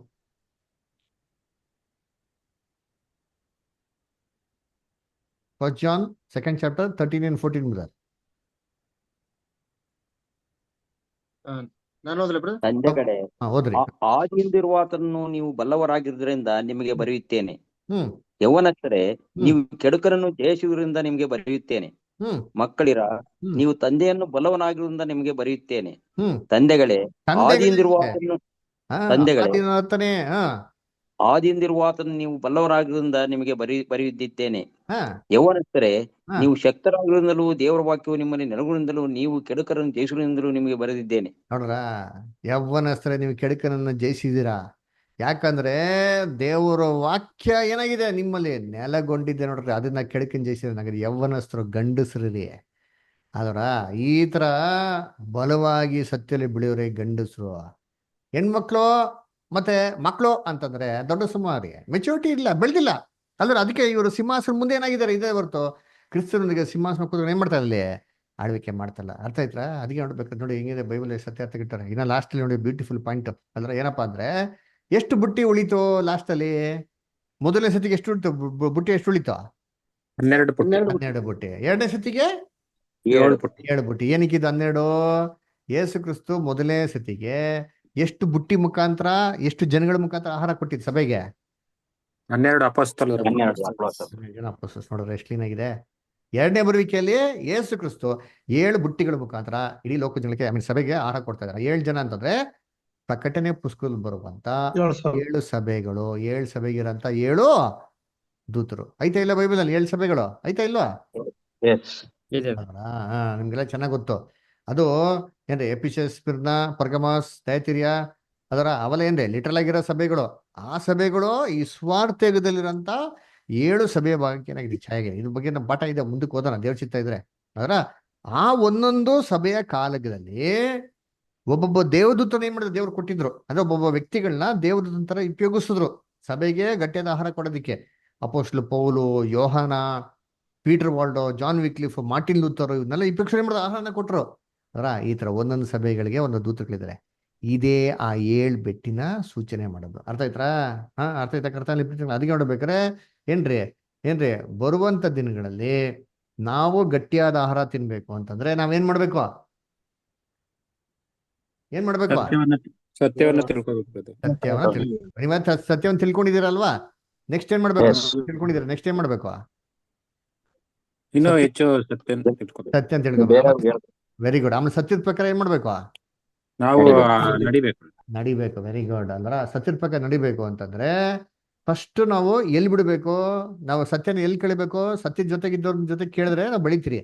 ಸತ್ಯ ಜೊತೆಗೆ ಹೇಳ್ದಿರೋರು ಕೇಳ್ದಿರೋ ಜೊತೆಗಿದ್ರೆ ನಾವು ಸತ್ಯ ಬೆಳಕ್ ಸಾಧ್ಯನಾ? ಅಲ್ವರ. ಒಂದಲ್ಲ ಒಂದಿನ ಏನಾಗ್ಬಿಡ್ತೀರಿ, ನಮ್ಮ ಮೈಂಡ್ ಅದೇ ತರ ಆಗ್ಬಿಡ್ತಾರೆ. ಅದರ ಇವಾಗ ಇಂಜಿನಿಯರ್ ಓದೋರು ಅವನು ಇಂಜಿನಿಯರಿಂಗ್ ಕಾಲೇಜಲ್ಲಿ ಓದಿದ್ರೆ ಇಂಜಿನಿಯರಿಂಗ್ ಕಲಿತಾನ, ಅಥವಾ ಡಾಕ್ಟರ್ ಓದ್ರ ಕಾಲೇಜಲ್ಲಿ ಓದಿದ್ರೆ ಇಂಜಿನಿಯರಿಂಗ್ ಕಲಿತಾನ? ಅದೇ ತರ ನಾವು ಈ ಐಕ್ಯದಲ್ಲಿ ಸುತ್ತಿದಲ್ಲಿರಂತ ಮಕ್ಕಳ ಜೊತೆಗಿದ್ದವಾಗೇನೆ ನಾವು ಸತ್ಯದಲ್ಲಿ ಬೆಳೆಯಕ್ಕೆ ಸಾಧ್ಯ, ಐಕ್ಯದಲ್ಲಿ ಬೆಳೆಯೋದಕ್ಕೆ ಸಾಧ್ಯ. ಅದಕ್ಕೆ ಏನ್ ಮಾಡ್ಬೇಕು? ನಾವೇನ್ ಮಾಡ್ಬೇಕು? ಸರಿಯಾದ ಒಂದು ಕಾಲೇಜ್ಗೆ ಅಡ್ಮಿಷನ್ ಏನ್ ಮಾಡ್ಬೇಕು ನಾವು? ಅದರ ಸರಿಯಾದ ಒಂದು ಸಭೆಗೆ ಏನ್ ಮಾಡ್ಬೇಕು ನಾವು? ಸತ್ಯ ಸಭೆಗೆ ಏನ್ ಮಾಡ್ಬೇಕು ನಾವು? ಸೇರ್ಬೇಕು. ಅದರ ಅವಾಗ ಏನ್ ಮಾಡ್ಬೇಕು? ಹಳೆ ಕಾಲೇಜ್ ಏನ್ ಮಾಡ್ಬೇಕು? ಬಿಡಬೇಕು. ಟಿ ಸಿ ತಗೊಬೇಕು ಅಲ್ಲರ. ಏನ್ರಿ ಪರ್ಮನೆಂಟ್ ಆಗಿ ಏನ್ ಮಾಡ್ಬೇಕು? ಬಿಟ್ಬಿಟ್ಟು ಸತ್ಯಕ್ಕಾಗಿ ಬರಬೇಕು ಅಲ್ಲರ. ಅದೇ ಸಭೆನ ಬಿಟ್ಟು ಸತ್ಯಕ್ಕೆ ಬರೋಂಥದ್ದು, ಕ್ರಿಸ್ತನಿಂದೆ ಬರೋಂಥದ್ದು. ನಾನು ಹಿಂದೆ ಬರಕ್ ಹೋಗ್ಬಿಟ್ರಿ ಅದರ. ಅದಕ್ಕೆ ನೋಡ್ಬೇಕಾರೆ ಕ್ರಿಸ್ತನಿಂದೆ ಬರೋಂಥದ್ದು, ಸತ್ಯನ ಪರಿಪಾಲನೆ ಮಾಡೋಂಥದ್ದು ಅಲ್ವರ. ಕರ್ತನಲ್ಲಿ ಪ್ರೀತಿಗಳೇ, ಈ ಸ್ಟೆಪ್ಸ್ನ, ಈ ಡಿಸಿಷನ್ನ ನೀವೆಲ್ಲರೂ ಮಾಡಬೇಕು. ಹೊಸ್ದಾಗೆಲ್ಲ ಪಾಠ ಕೇಳ್ತಾ ಇದ್ದೀರಲ್ಲ ಸೋದರ ಸೋದರಿಗಳು, ಮುಂದೆ ಬರೋ ದಿನಗಳಲ್ಲಿ ಇದನ್ನ ಸರಿಯಾದ ರೀತಿಯಲ್ಲಿ ಯೋಚನೆ ಮಾಡಿ ನೀವು ದೃಢವಾಗಿರೋಂಥ ಡಿಸಿಷನ್ ನೀವೇನ್ ಮಾಡ್ಬೇಕು? ತಗೊಬೇಕು. ಅದರ ಏನೋ ಬ್ರದರ್ ಸಭೆ ಬಿಟ್ಟು ಬಾ ಅಂತ ಅಂದ್ಬಿಟ್ರು ಅಂದ್ರೆ ಏನರ್ಥ? ಏನ್ರಿ ನೀವೆಲ್ಲಾ ಇದನ್ನ ಬಿಟ್ಬಿಟ್ಟು ಏನ್ರಿ ನಿಮ್ಮ ಫ್ರೆಂಡ್ಸು ರಿಲೇಟಿವ್ಸ್ ಎಲ್ಲ ಬಿಟ್ಬಿಟ್ಟು ಏನ್ರಿ ಎಲ್ಲಾನು ದ್ವೇಷ ಕಟ್ಕೊಂಬಿಡಿ ಅಂತ ಅಂದ್ಬಿಟ್ಟಲ್ಲ ರೀ. ಅದರ ಸತ್ಯಕ್ಕಾಗಿ ನಾವೇನ್ ಮಾಡ್ಬೇಕು? ನಿಂತ್ಕೊಬೇಕು. ಈ ಸತ್ಯನ ಫಾಲೋ ಮಾಡೋಣ ಅಲ್ವರ. ಈ ಸತ್ಯಕ್ಕಾಗಿ ನಿಂತ್ಕೊಂಡು ಸತ್ಯನ ಫಾಲೋ ಮಾಡಿದ್ರೆ ದೇವ್ರು ಖಂಡಿತವಾಗೂ ನಮ್ಗೆ ಏನ್ ಮಾಡ್ತಾರೆ? ಸಹಾಯ ಮಾಡ್ತಾರೆ ಅಲ್ವರ. ಅವಾಗ ನಾನು ನಿಂತ್ಕೊಂಡ್ರೆ ನಮ್ಗೆ ಏನಾಗ್ತದೆ? ಮುಂದಕ್ಕೆ ಬರೋಂಥ ಪ್ರಾಬ್ಲಮ್ಸ್ಗಳೆಲ್ಲ ಹಿಂಗೆ ಮುಂದಕ್ಕೆ ನಮ್ನ ಯಾರು ನೋಡ್ಕೊತಾರೆ? ಇವೆಲ್ಲ ವಿಚಾರಗಳನ್ನ ಬರುವಂತ ದಿನಗಳಲ್ಲಿ ನಿಮ್ಗೆಲ್ಲ ಡೀಟೇಲ್ ಆಗಿ ನಾವೇನ್ ಮಾಡ್ತೀರಿ? ತಿಳಿಸ್ಕೊಡ್ತೀರಿ. ಓಕೆನಾ? ಇನ್ನು ಫುಲ್ ಡೀಟೇಲ್ಸ್ ಏನಾಗ್ತದೆ, ಹೆಂಗಿರ್ಬೇಕು, ಏನ್ ಮಾಡ್ಬೇಕು, ಏನ್ ಪ್ರೊಸೆಸ್ ಏನೋ, ಪ್ರೊಸೀಜರ್ ಏನೋ, ಇವೆಲ್ಲ ಕ್ರಮಗಳನ್ನ, ಇವೆಲ್ಲ ಡೀಟೇಲ್ಸ್ಗಳನ್ನ ನಿಮ್ಗೆ ಬರುವಂತ ವಾರಗಳೇ ಡೀಟೇಲ್ಸ್ ಆಗಿ ಏನ್ ಮಾಡ್ತೀರಿ? ಹೇಳ್ಕೊಡ್ತೀರಿ. ಅದರ ಆಮೇಲೆ ಇನ್ನೊಂದು, ಈ ವರ್ಷ ಪ್ರಭು ರಾತ್ರಿ ಭೋಜನ ವರ್ಷಕ್ಕೊಂದ್ಸತಿ ತಾನೇ ತೊಗೊಂಡದ್ ನಾವು, ಹೌದೋ ಇಲ್ವರ? ಕರೆಕ್ಟಾ ಇಲ್ವಾ? ಎಸ್, ಚೈತ್ರ ಮಾಸ. ಈ ವರ್ಷ ಮಾರ್ಚ್ 31ನೇ ತಾರೀಕು ಮಂಗಳವಾರ ಬೀಳ್ತಾರೆ. ಯಾವ್ದು ಬೀಳ್ತಾರೆ? ಮಾರ್ಚ್ 31 ಮಂಗಳವಾರ ಬೀಳ್ತಾರೆ. ಅದರ ಆವತ್ತಿನ ದಿನ ಬೆಂಗಳೂರಲ್ಲಿ ನಮ್ಮ ಮನೆಯಲ್ಲಿ ಪ್ರಭು ರಾತ್ರಿ ಭೋಜನ ಇರ್ತದೆ. ಅರ್ಥ ಆಯ್ತಾ? ಅದಕ್ಕೆ ಎಲ್ಲಾರು ನೀವೆಲ್ಲ ಪಾರ್ಟಿಸಿಪೇಟ್ ಮಾಡಬೇಕು ಅಂತ ಕೇಳ್ಕೊತೀರಿ. ಪಾರ್ಟಿಸಿಪೇಟ್ ಮಾಡೋಕ್ಕೆ ದಯವಿಟ್ಟು ನೀವೆಲ್ಲ ಸಿದ್ಧತೆಗಳು ಮಾಡ್ಕೊಳ್ಳಿ ಆಯ್ತಾ? ಸೊ ಅದಕ್ಕೆ ಇನ್ನ ಬರುವಂತ ದಿನಗಳಲ್ಲಿ ಹೆಚ್ಚಿನಾಗಿರೋಂಥ ಡೀಟೇಲ್ಸ್ ನಿಮ್ಗೆ ಏನ್ ಮಾಡ್ತೀನಿ? ಕೊಡ್ತೀನಿ. ಓಕೆನಾ? ಸರಿ, ನಾವು ಹಂಗಾರೆ ಒಂದು ಪ್ರೇಯರ್ ಮಾಡಿ ಕ್ಲೋಸ್ ಮಾಡೋಣ. ದಯವಿಟ್ಟು ನಮ್ಮ ಯೂಟ್ಯೂಬ್ ಚಾನಲ್ಗೆ ಸಬ್ಸ್ಕ್ರೈಬ್ ಮಾಡಕ್ಕೆ ಯಾರೋ ಹೊಸಬ್ರು ಕ್ರೈಸ್ತರುಗಳಿದ್ರೆ ಹೇಳ್ರಿ. ಹೊಸ ಕ್ಲಾಸಸ್ ಶುರು ಆಗಿದೆ 5 ಗಂಟೆಗೆ. ಇವಾಗ ಯಾರೋ ಹೊಸಬ್ರು ಕ್ರೈಸ್ತರನ್ನ ಸೇರ್ಸಂಗಿದ್ರೆ ಇಲ್ಲಿ QR ಕೋಡ್ ಇದೆ, ಇಲ್ಲ ನಮ್ಮ ವಾಟ್ಸಪ್ ಗ್ರೂಪ್ ಲಿಂಕ್ ಎಲ್ಲ ಕಳಿಸಿ ನಿಮಗೆ ಅವ್ರ ಮುಖದ ಜಾಯ್ನ್ ಆಗೋದಕ್ಕೆ ನೀವೆಲ್ಲ ಏನು ಮಾಡಿ? ಹೆಲ್ಪ್ ಮಾಡಿ. ಓಕೆ? ದೇವ್ರ ಈ ವಾಕ್ಯಗಳನ್ನ ಆಶೀರ್ವದಿಸಲಿ. ಯಾರಿಗಾರು ಏನೋ ಕೇಳಂಗಿದ್ರೆ ಕೇಳಿ ದಯವಿಟ್ಟು. ಏನೋ ಪ್ರಶ್ನೆ? ಇದು ಕರ್ತನ ಭೋಜನ ದೀಕ್ಷಾ ಸ್ನಾನ ತಗೊಂಡವ್ರು ಮಾತ್ರ ತಗೋಬೇಕು ಅಂತ ಹೇಳ್ತಾರೆ. ಹೌದು ಬುಧರ್. ಯಾಕಂದ್ರೆ ದೀಕ್ಷಾ ಸ್ನಾನ ತಗೊಂಡು, ಇದು ದೀಕ್ಷಾ ಸ್ನಾನ ತಗೊಂಡು ನಾವು ಮಾಡೋದು ಅದು ಸೂಕ್ತವಾದದ್ದು. ಯಾಕಂದ್ರೆ ದೇವ್ರ ಚಿತ್ತಕ್ಕೆ ಅನುಸಾರವಾಗಿ ಮಾಡೋಂಥದ್ದು ಅದು ಸರಿಯಾಗಿರೋದು ಅಲ್ವರ. ಇವಾಗ ಯೇಸು ಕ್ರಿಸ್ತು ಕೂಡ ದೀಕ್ಷಾ ಸ್ನಾನ ತಗೊಂಡ್ರ ಇಲ್ವಾ? ಅವ್ರಿಗೇನು ಅವಶ್ಯಕತೆ ಇತ್ತು? ಅವರು ಮತ್ತೆ ಅವರೇ ತಗೊಂಡವ್ರಂದ್ರೆ ಅವ್ರು ನಮ್ಗೆ ಒಂದು ಮಾರ್ಗದರ್ಶಿ ನೋಡ್ಸೋಗಿದ್ದಾರೆ. ಮಾರ್ಗದರ್ಶನ ಅವ್ರು ತಗೊಂಡಿದ್ಮೇಲೆ ಅದೇ ಯೋನ ಕೇಳ್ತಾರೆ, ನೀನ್ ಹೆಂಗ್ ತಗೊಂಡ್ ಕೇಳ್ತಾರೆ. ಈ ತರ ಮಾಡಪ್ಪ, ಈ ತರ ಮಾಡಿದ್ರೆ ದೇವ್ರ ನೀತಿ ಏನ್ ಮಾಡ್ದಂಗೆ ನೆರವೇರಿಸ್ತಾ ಅಲ್ವರ. ಅದರಿಂದ ಸರಿಯಾದ ರೀತಿಯಲ್ಲಿ ಒಂದು ಸತಿ ಕರೆಕ್ಟ್ ಆಗಿರೋ ದೀಕ್ಷಾ ಸ್ಥಾನ ತೊಗೊಳೋದು ವೆರಿ ವೆರಿ ಇಂಪಾರ್ಟೆಂಟ್. ನಾವು ತೊಗೊಂಡಿರೋ ದೀಕ್ಷಾ ಸ್ಥಾನ ಎಲ್ಲ ಕರೆಕ್ಟು ಅಂತ ದಯವಿಟ್ಟು ಯಾರು ನೆನ್ಸ್ಕೊಂಡ್ಬಿಡ್ರಿ. ಅಲ್ವರಾ? ಅಂದ್ರೆ ಆವಾಗ ಪರಿಸ್ಥಿತಿ ಹಂಗಿತ್ತಲ್ಲ ಬ್ರದರ್ ನೀವು ಹೌದದು ಸರ್, ಇಲ್ಲ ಅಂತ ಹೇಳಿಲ್ಲ, ಅಬ್ಸಲ್ಯೂಟ್ಲಿ ಕರೆಕ್ಟು, ಅಪ್ಪಟ ಸತ್ಯ. ನೋಡಿ, ನನ್ನ ಸಾಕ್ಷಿ ಹೇಳ್ಬೇಕು ಅಂತಂದ್ರೆ, ನಾನು ಎಲ್ಲಿದ್ದೆ ಗೊತ್ತಾ? ನಾನು ಪಾಲ್ ತಂಗಿಯ ಚರ್ಚಲ್ಲಿ ಇದ್ದೆ. ಗೊತ್ತಾ ಅವ್ರು ಯಾರು ಅಂತ ನಿಮ್ಗೆ? ಗೊತ್ತಿಲ್ಲ ಬ್ರದರ್ ನಮ್ಗೆ. ನಿಮ್ಗೆ ಯಾರು, ನಿಮ್ಗೆ ಗೊತ್ತಿಲ್ವಾ? ಬೇರೆ ಯಾರು ಕೇಳಿಲ್ವಾ ಹೆಸರು? ಕೇಳಿದೆ. ಅಲ್ವಾ? ನಾನು ಅವ್ರ ಚರ್ಚಲ್ಲಿ ಇದ್ದೆ. ಎಷ್ಟು ಭಯ ಭಕ್ತಿ, ಎಷ್ಟು ಆಸಕ್ತಿಯಿಂದ ಇದೆ ಅಂತಂದ್ರೆ, ನಾನು ಏನ್ರಿ ಪ್ರತಿ ಒಂದು ರೋಡಲ್ಲಿ, ಇಂದಿರಾನಗರಲ್ಲಿ ಸಭೆ ಪಕ್ಕದಲ್ಲಿರೋಂಥ ಅಕ್ಕಪಕ್ಕ ರೋಡು, ಪ್ರತಿಯೊಂದು ರೋಡಲ್ಲಿ ಹೋಗಿ ಪ್ರತಿಯೊಂದು ಮನೆಗಳಿಗೆ ಪ್ರೇಯರ್ ಮಾಡ್ತಾ ಇದ್ರಿ, ವರ್ಷಿಪ್ ಲೀಡರ್ ಜೊತೆಗೆ. ಏನ್ರಿ, ಎಲ್ಲಾ ದೇವ್ರಿಗೆಲ್ಲ ಕಾಪಾಡ್ಲಿ ಅಷ್ಟೊಂದು ಆಸಕ್ತಿಯಿಂದ ಇದ್ರಿ ಅಲ್ವರ? ಏನು ದೀಕ್ಷಾಸ್ನಾನ ತಗೊಂಡು. ಆದ್ರೆ ಈ ಸತ್ಯ ಎಲ್ಲ ಕೇಳಿ ಮೇಲೆ ಏನಪ್ಪ ಗೊತ್ತಾಯ್ತು ಅಂತಂದ್ರೆ, ನಾನ್ ತೊಗೊಂಡಿರೋ ದೀಕ್ಷಾಸ್ನಾನ ಏನ್ರಿ, ನನ್ನ ಪಾಪಗಳನ್ನ ಪರಿಹಾರ ಆಗೋದಿಕ್ಕೆ, ಮಾನಸಾಂತರ ಹೊಂದಿದ್ದೀನಿ, ದೇವ್ರ ಕಡೆ ತಿರುಗಿದ್ದೀನಿ ಅಂತಂದ್ಬಿಟ್ಟು ನೋಡ್ಸೋದಕ್ಕೋಸ್ಕರ ತೊಗೊಂಡಿರಂತ ದೀಕ್ಷಾಸ್ನಾನ ಅಂತ ನನಗೆ ಗೊತ್ತಾಯ್ತು. ಆದ್ರೆ ಬೈಬಲ್ನಲ್ಲಿ ಅದು ದೀಕ್ಷಾಸ್ನಾನ ಅಲ್ಲ. ಅದು ದೀಕ್ಷಾಸ್ನಾನ ಇದೆ, ಅದು ಯೋಹಾನನ್ ದೀಕ್ಷಾಸ್ನಾನ. ಯೋಹಾನನ್ ದೀಕ್ಷಾಸ್ನಾನ ತಗೊಂಡವ್ರಿಗೆಲ್ಲ ಪವಿತ್ರಾತ್ಮ ಬರ್ತದಾ? ಇಲ್ಲ ಬ್ರದರ್. ಇಲ್ಲ. ಆವಾಗ ನಾನು ತಿಳ್ಕೊಂಡೆ, ಓ ಹಂಗಾರೆ ನಾನ್ ತೊಗೊಂಡಿರೋ ದೀಕ್ಷಾಸ್ನಾನ ರಾಂಗ್. ನನ್ನಲ್ಲಿ ಆಸಕ್ತಿ ಇದೆ, ನನ್ನಲ್ಲಿ ಭಕ್ತಿ ಇದೆ, ಪ್ರೀತಿ ಇದೆ, ಎಲ್ಲ ಇದೆ, ನಾನು ದೇವ್ರಿಗೋಸ್ಕರ ಎಲ್ಲ ಮಾಡ್ತೀನಿ. ಆದ್ರೆ ನಾನ್ ತೊಗೊಂಡಿರೋ ದೀಕ್ಷಾಸ್ನಾನ ಸರಿ ಅಲ್ಲ. ಇದು ಯಾಕೆ ಸರಿ ಅಲ್ಲ? ಇದು ದೇವ್ರಿಗೆ ಇಷ್ಟ ಇಲ್ಲ. ದೇವ್ರಿಗೆ ಇಷ್ಟ ಇಲ್ಲ ಅಂತಂದ್ಮೇಲೆ ನಾನು ಯಾಕೆ ಇನ್ನೊಂದ್ಸತಿ ಸರಿಯಾಗಿ ಮಾಡ್ಬಾರ್ದು? ಸರಿಪಡಿಸ್ಕೋಬೇಕು ತಪ್ಪು. ಸರಿಪಡಿಸ್ಕೊಂಡು ಏನ್ ತಪ್ಪಿದೆ? ನನಗೆ ನನ್ನ ಈಗೋ, ನನ್ನ ಹೆಮ್ಮೆ, ನನ್ನ ಅಹಂಕಾರ ನಾನು ತಡಿತಾ ಇದೆಯಾ? ಯಾಕೆ ತಡಿಬೇಕು? ದೇವ್ರು ನಮ್ಗೋಸ್ಕರ ಎಷ್ಟೆಷ್ಟೋ ಕೆಲಸ ಮಾಡಾರಿ. ಇದು ನಾವು ಹಾಕತ್ತ ಒಂದು ಚಿಕ್ಕ ಜುಜ್ಬಿ ರೀ. ಇದೊಂದು ಚಿಕ್ಕ ಕೆಲಸ ನೆಟ್ಟಿಗೆ ನಾವು ಮಾಡಕ್ಕೆ ಹಿಂದೆ ಮುಂದೆ ಯೋಚನೆ ಮಾಡ್ತೀರಿ ಅಂದ್ರೆ, ನಾವು ಇನ್ನೆಂಥ ಮಾತ್ರಿಗೆ ಕ್ರೈಸ್ತವ್ರು ಯೋಚನೆ ಮಾಡ್ರಿ. ನನಗೆ ಹಂಗೆ ಅನಿಸ್ತು ಮನಸ್ಸಿಗೆ, ಏನಪ್ಪ ನಾನು ಎಲ್ಲೋ ಬಿದ್ದಿದ್ದೆ, ವೇಸ್ಟ್ ಫೆಲೋ. ತಂದೆ ನನಗೆ ಇಷ್ಟೊಂದೆಲ್ಲ ಸತ್ಯಾರ್ಥಗಳು ಕೊಟ್ಟವ್ರೆ, ಬೈಬಲ್ನೆಲ್ಲ ನಂಗೆ ತಿಳಿಸ್ಕೊಬಿಟ್ಟವ್ರೆ. ಇಂಥ ದೇವ್ರಿಗೆ, ಇಂಥ ಒಂದು ಪರಿಶುದ್ಧನಾಗಿರೋಂಥ ಕರ್ತನ್ಗೆ, ಪರಾಕ್ರಮಶಾಲಿಗೆ, ಸರ್ವಶಕ್ತನಾಗಿರೋ ದೇವರು ಒಂದೇ ಒಂದು ರಿಕ್ವೆಸ್ಟ್ ನನ್ನ ಹತ್ರ ಕೇಳ್ತಾರೆ, ಈ ಒಂದು ಜುಜ್ಬಿ ಕೆಲಸ ಮಾಡಿಲ್ಲ ಅಂದ್ರೆ ನಾನು ಇನ್ನೆಂಥ ಮನುಷ್ಯ. ಅದಕ್ಕೆ ನಾನೇನು ಮಾಡಿದೆ, ಸತ್ಯಾರ್ಥ ತಿಳ್ಕೊಂಡ್ಮೇಲೆ ಸರಿಯಾದ ರೀತಿಲಿ ದೀಕ್ಷೆನ ತೊಗೊಳೋದು ಒಳ್ಳೇದ್ರಿ. ಹೇಳ್ತೀನಿ ಕೇಳ್ರಿ ಆಯ್ತಾ? ಯಾಕಂದ್ರೆ ತಿಳಿದಿರ ತಪ್ಪು ಮಾಡ್ಬಿಡ್ತೀರಿ, ಆ ತಪ್ಪನೇ ಸರಿ ಅಂತ ವಾದಿಸೋದು ಅದು ಇನ್ನೊಂದು ದೊಡ್ಡ ತಪ್ಪು ಆಗ್ಬಿಡ್ತಾರೆ. ಅದೇತಾ? ಯಾಕಂದ್ರೆ ತಿಳಿದಿರ ಮಾಡಿದ್ರಿ ಒಂದ್ ಕಾಲದಲ್ಲಿ, ಓಕೆ ಗೊತ್ತು ಆಯ್ತು, ತಿಳ್ಕೊಂಡಿದ್ಮೇಲೆ ತಿದ್ಕೊಬೇಕಲ್ಲ, ಸರಿಪಡಿಸ್ಕೊಬೇಕು ಅಷ್ಟೇ. ಏನಿಲ್ಲ ರೀ, ಏನ್ ತೊಂದರೆ ಇಲ್ಲ. ಸರಿಪಡಿಸ್ಕೊಂಡ್ಬಿಟ್ರೆ ನಾನು ಹೇಳ್ತೀನಿ ಕೇಳ್ರಿ, ನಿಮ್ಮ ಜೀವಿತದಲ್ಲಿ ಬದಲಾವಣೆ ನೀವೇ ನೋಡ್ತೀರಾ. ನಾನು ಹೆಂಗಿದ್ದೆ ಗೊತ್ತಾ? ನಾನು ಹೇಳ್ದಲ್ಲ, ಏನಿಲ್ಲ ನಿಮಗೆ ಪಾಲ್ತು ಚರ್ಚಲ್ಲಿ ಹಂಗಿದ್ದಲ್ಲ, ನಾನು ಏನೋ ಮಾಡ್ಬಿಟ್ಟಿದ್ದೀನಿ, ಆಕ್ಟಿವಿಟೀಸ್ ಎಲ್ಲ, ಡ್ಯಾನ್ಸ್ ಗೀನ್ಸ್ ಎಲ್ಲ ಮಾಡ್ಬಿಟ್ಟಿದ್ದೀನಿ, ಎಷ್ಟೋ ಭಯ ಭಕ್ತಿಯಾಗಿದ್ದೆ. ಆದ್ರೆ ಎಷ್ಟೆಲ್ಲ ಇದ್ರು ಸರಿ, ಹಾಡಾಡ್ತಾರೆ, ಎಲ್ಲ ಇತ್ತು. ಆದ್ರೆ ದೇವ್ರ ವಾಕ್ಯ ಇಲ್ಲ ರೀ, ಗೊತ್ತಾ? ಎಲ್ಲ ಐತೆ ರೀ, ಎಲ್ಲ ಇದೆ ಒಪ್ಕೊಂತೀನಿ ನಾನು. ಆದ್ರೆ ದೇವ್ರ ವಾಕ್ಯ ಇಲ್ಲ. ದೇವ್ರ ವಾಕ್ಯನೇ ನಮಗೆ ಇಂಪಾರ್ಟೆಂಟ್. ನಾನು ಎಷ್ಟು ಡ್ಯಾನ್ಸ್ ಮಾಡ್ತೀನಿ, ನಾನು ಎಷ್ಟು ಹಾಡಾಡ್ತೀನಿ, ನಾನು ಎಷ್ಟು ದೇವ್ರಿಗೋಸ್ಕರ ಪ್ರೇಯರ್ ಮಾಡ್ತೀನಿ, ಇವೆಲ್ಲ ನನ್ನ ರಕ್ಷಣೆಗೆ ಡಿಪೆಂಡ್ ಆಗ್ತದಾ? ಆಗಲ್ಲ, ಜನ ನೋಡಿ ಮೆಚ್ತಾರೆ ಅಷ್ಟೇ ಬ್ರದರ್. ಹೇಳ್ರಿ, ಇದು ನನ್ನ ರಕ್ಷಣೆಗೆ ಕಾರಣ ಆಗ್ತದಾ? ವಾಕ್ಯಗಳನ್ನೇ ನಮ್ಮ ರಕ್ಷಣೆ ಮಾಡೋದು. ಎಸ್. ಗೊತ್ತಾ? ಏನ್ ಗೊತ್ತಾ ಹೇಳ್ತಾರೆ? ಯೋಹಾನ 8:31 ಯಾರು ಹೋದ್ರಿ? ನೀವು ನನ್ನ ವಾಕ್ಯದಲ್ಲಿ ನೆಲೆಗೊಂಡವರಾದರೆ ನಿಜವಾಗಿ ಶಿಷ್ಯರಾಗಿದ್ದು ಸತ್ಯವನ್ನು ತಿಳಿದುಕೊಳ್ಳಿರಿ, ಸತ್ಯ ನಿಮ್ಮನ್ನು ಬಿಡುಗಡೆ ಮಾಡುವುದು. ಅಂಡರ್ಲೈನ್ ಮಾಡ್ಕೊಟ್ಟಿರ್ತಾರೆ ಈ ಮಾತನ್ನ, ಲೈಫಲ್ಲಿ ಮರಿಬಿಡ್ರಿ. ಇನ್ನೊಂದ್ ಕಡೆ ಯೇಸು ಕ್ರಿಸ್ತ ಮಾತು ಹೇಳ್ತಾರೆ, ಅಯ್ಯೋ ಸ್ವಾಮಿ, ನಿಮ್ ತಾಯಿ ತುಂಬಾ ಭಾಗ್ಯವಂತಳು ಅಂತ ಹೇಳ್ತಾರೆ. ಅಯ್ಯೋ, ನಮ್ ತಾಯಿ ಭಾಗ್ಯವಂತಳಲ್ಲಮ್ಮ. ಯಾರು ಗೊತ್ತಾ ಭಾಗ್ಯವಂತರು? ದೇವರ ಚಿತ್ತವನ್ನ, ತಂದೆಯಾದ ದೇವರ ಚಿತ್ತವನ್ನು ನೆರವೇರಿಸಿ. ದೇವರ ಚಿತ್ತನ ಯಾರು ನೆರವೇರಿಸ ಅವನೇ ಭಾಗ್ಯವಂತನು. ದೇವರಾಜ್ಯಕ್ಕೆ ಯಾರು ಹೋಗ್ತಾರೆ ಅಂತ ಹೇಳ್ತಾರೆ ಯೇಸು ಕ್ರಿಸ್ತು. ಯಾರು ನನ್ನ ತಂದೆಯ ಚಿತ್ತವನ್ನು ನೆರವೇರಿಸ್ತಾರೋ ಅವರೇ ಹೋಗೋದ್ರಿ. ದೇವ್ರ ಚಿತ್ತ ನೆರವೇರಿಸೋದಕ್ಕೆ ನಾಚಿಕೆ ಅವಮಾನ ಪಡಬೇಡ್ರಿ. ಯೋಚನೆ ಮಾಡಿ, 6 ಗಂಟೆಗಾಲ ಒಬ್ಬರನ್ನ ತೊಗೊಂಡೋಗಿ ಶಿಲ್ಬೆಗೆ ಹಾಕಿರೋ ಒಬ್ರಿಗೂ ಕರುಣೆ ಬಂದಿಲ್ವಾ? ಎಂಥ ಮನುಷ್ಯರಿ, ಏನ್ ಬೆತ್ತಲೆ ಮಾಡಕ್ ಬಿಡ್ತೀರಿ? ಯಾರು ಬೆತ್ತಲೆ, ಇನ್ಸಲ್ಟ್. ಇವಾಗ ಯೋಚನೆ ಮಾಡಿ, ನಾವು ಒಂದು ಮದುವೆಗೆ ಹೋಗ್ತಾ ಇರ್ತೀರಿ, ಒಂದ್ ಶರ್ಟ್ ಅರ್ಧೋಗ್ಬಿಟ್ರೆ ಮದುವೆಗೆ ಹೋಗ್ತೀರಾ? ಒಂದ್ ಶರ್ಟ್ ಮೇಲೆ ಯಾರೋ ಎಂಜಿಲ್ ಉಗ್ದ್ಬಿಡ್ಲಿ, ನಮ್ಮ ಮದ್ವೆಗೆ ಹೋಗ್ತೀರಾ? ಅದು 1000 ತೊಳ್ಕೊಂತೀರಿ, ಅದು ನೀಟಾಗಿರ್ಬೇಕು, ಐರನ್ ಆಗಿರ್ಬೇಕು, ನೀಟಾಗಿರ್ಬೇಕು, ಇಲ್ಲಾಂದ್ರೆ ನಮ್ಗೆ ಇನ್ಸಲ್ಟ್ ಅಲ್ವಾ? ಯೇಸು ಕ್ರಿಸ್ತಂಗೆ ಹಿಂಗಾಗಿರ್ಬೇಕಲ್ವಾ? ಅವ್ರು ಕೇಳೋ ಅಂತ ಒಂದು ಚಿಕ್ಕ ಕೆಲಸನ ಮಾಡೋಕ್ಕೆ 1000 ಸತಿ ಯೋಚನೆ ಮಾಡ್ತೀರಿ ಅಂತಂದ್ರೆ ನಮ್ಮ ತಲೆಯಲ್ಲಿ ಏನ್ ತುಂಬೈತೆ? ತಲೆ ವರ್ಕ್ ಆಗ್ತಲ್ಲ ಅಂತ ಅರ್ಥ. ನನ್ನ ತಲೆ, ನನ್ನ ಈಗೋ, ನಂದು ಅಹಂಕಾರ, ನಂದು ಹೆಮ್ಮೆ ಅಂತ ಹಿಡ್ಕೊಂಡ್ಬಿಟ್ಟಿತೆ. ಇದು ದೇವ್ರಿಗೆ ಬೊಗ್ತಾ ಇಲ್ಲ, ಬಿಟ್ಕೊಡಕ್ ನಂಗೆ ಇಷ್ಟ ಇಲ್ಲ ಅಂತ ಅಷ್ಟೇ ಸಿಂಪಲ್ ಮ್ಯಾಟ್ರ್ ರೀ. ಅವರು ನಮ್ಗೋಸ್ಕರ ಏನೆಲ್ಲ ಬಿಟ್ಕೊಬಿಟ್ರು, ಯೋಚನೆ ಮಾಡಿರ್ತೀವಿ. ಪರಿಪೂರ್ಣ ಮನುಷ್ಯ ರೀ ಅವರು.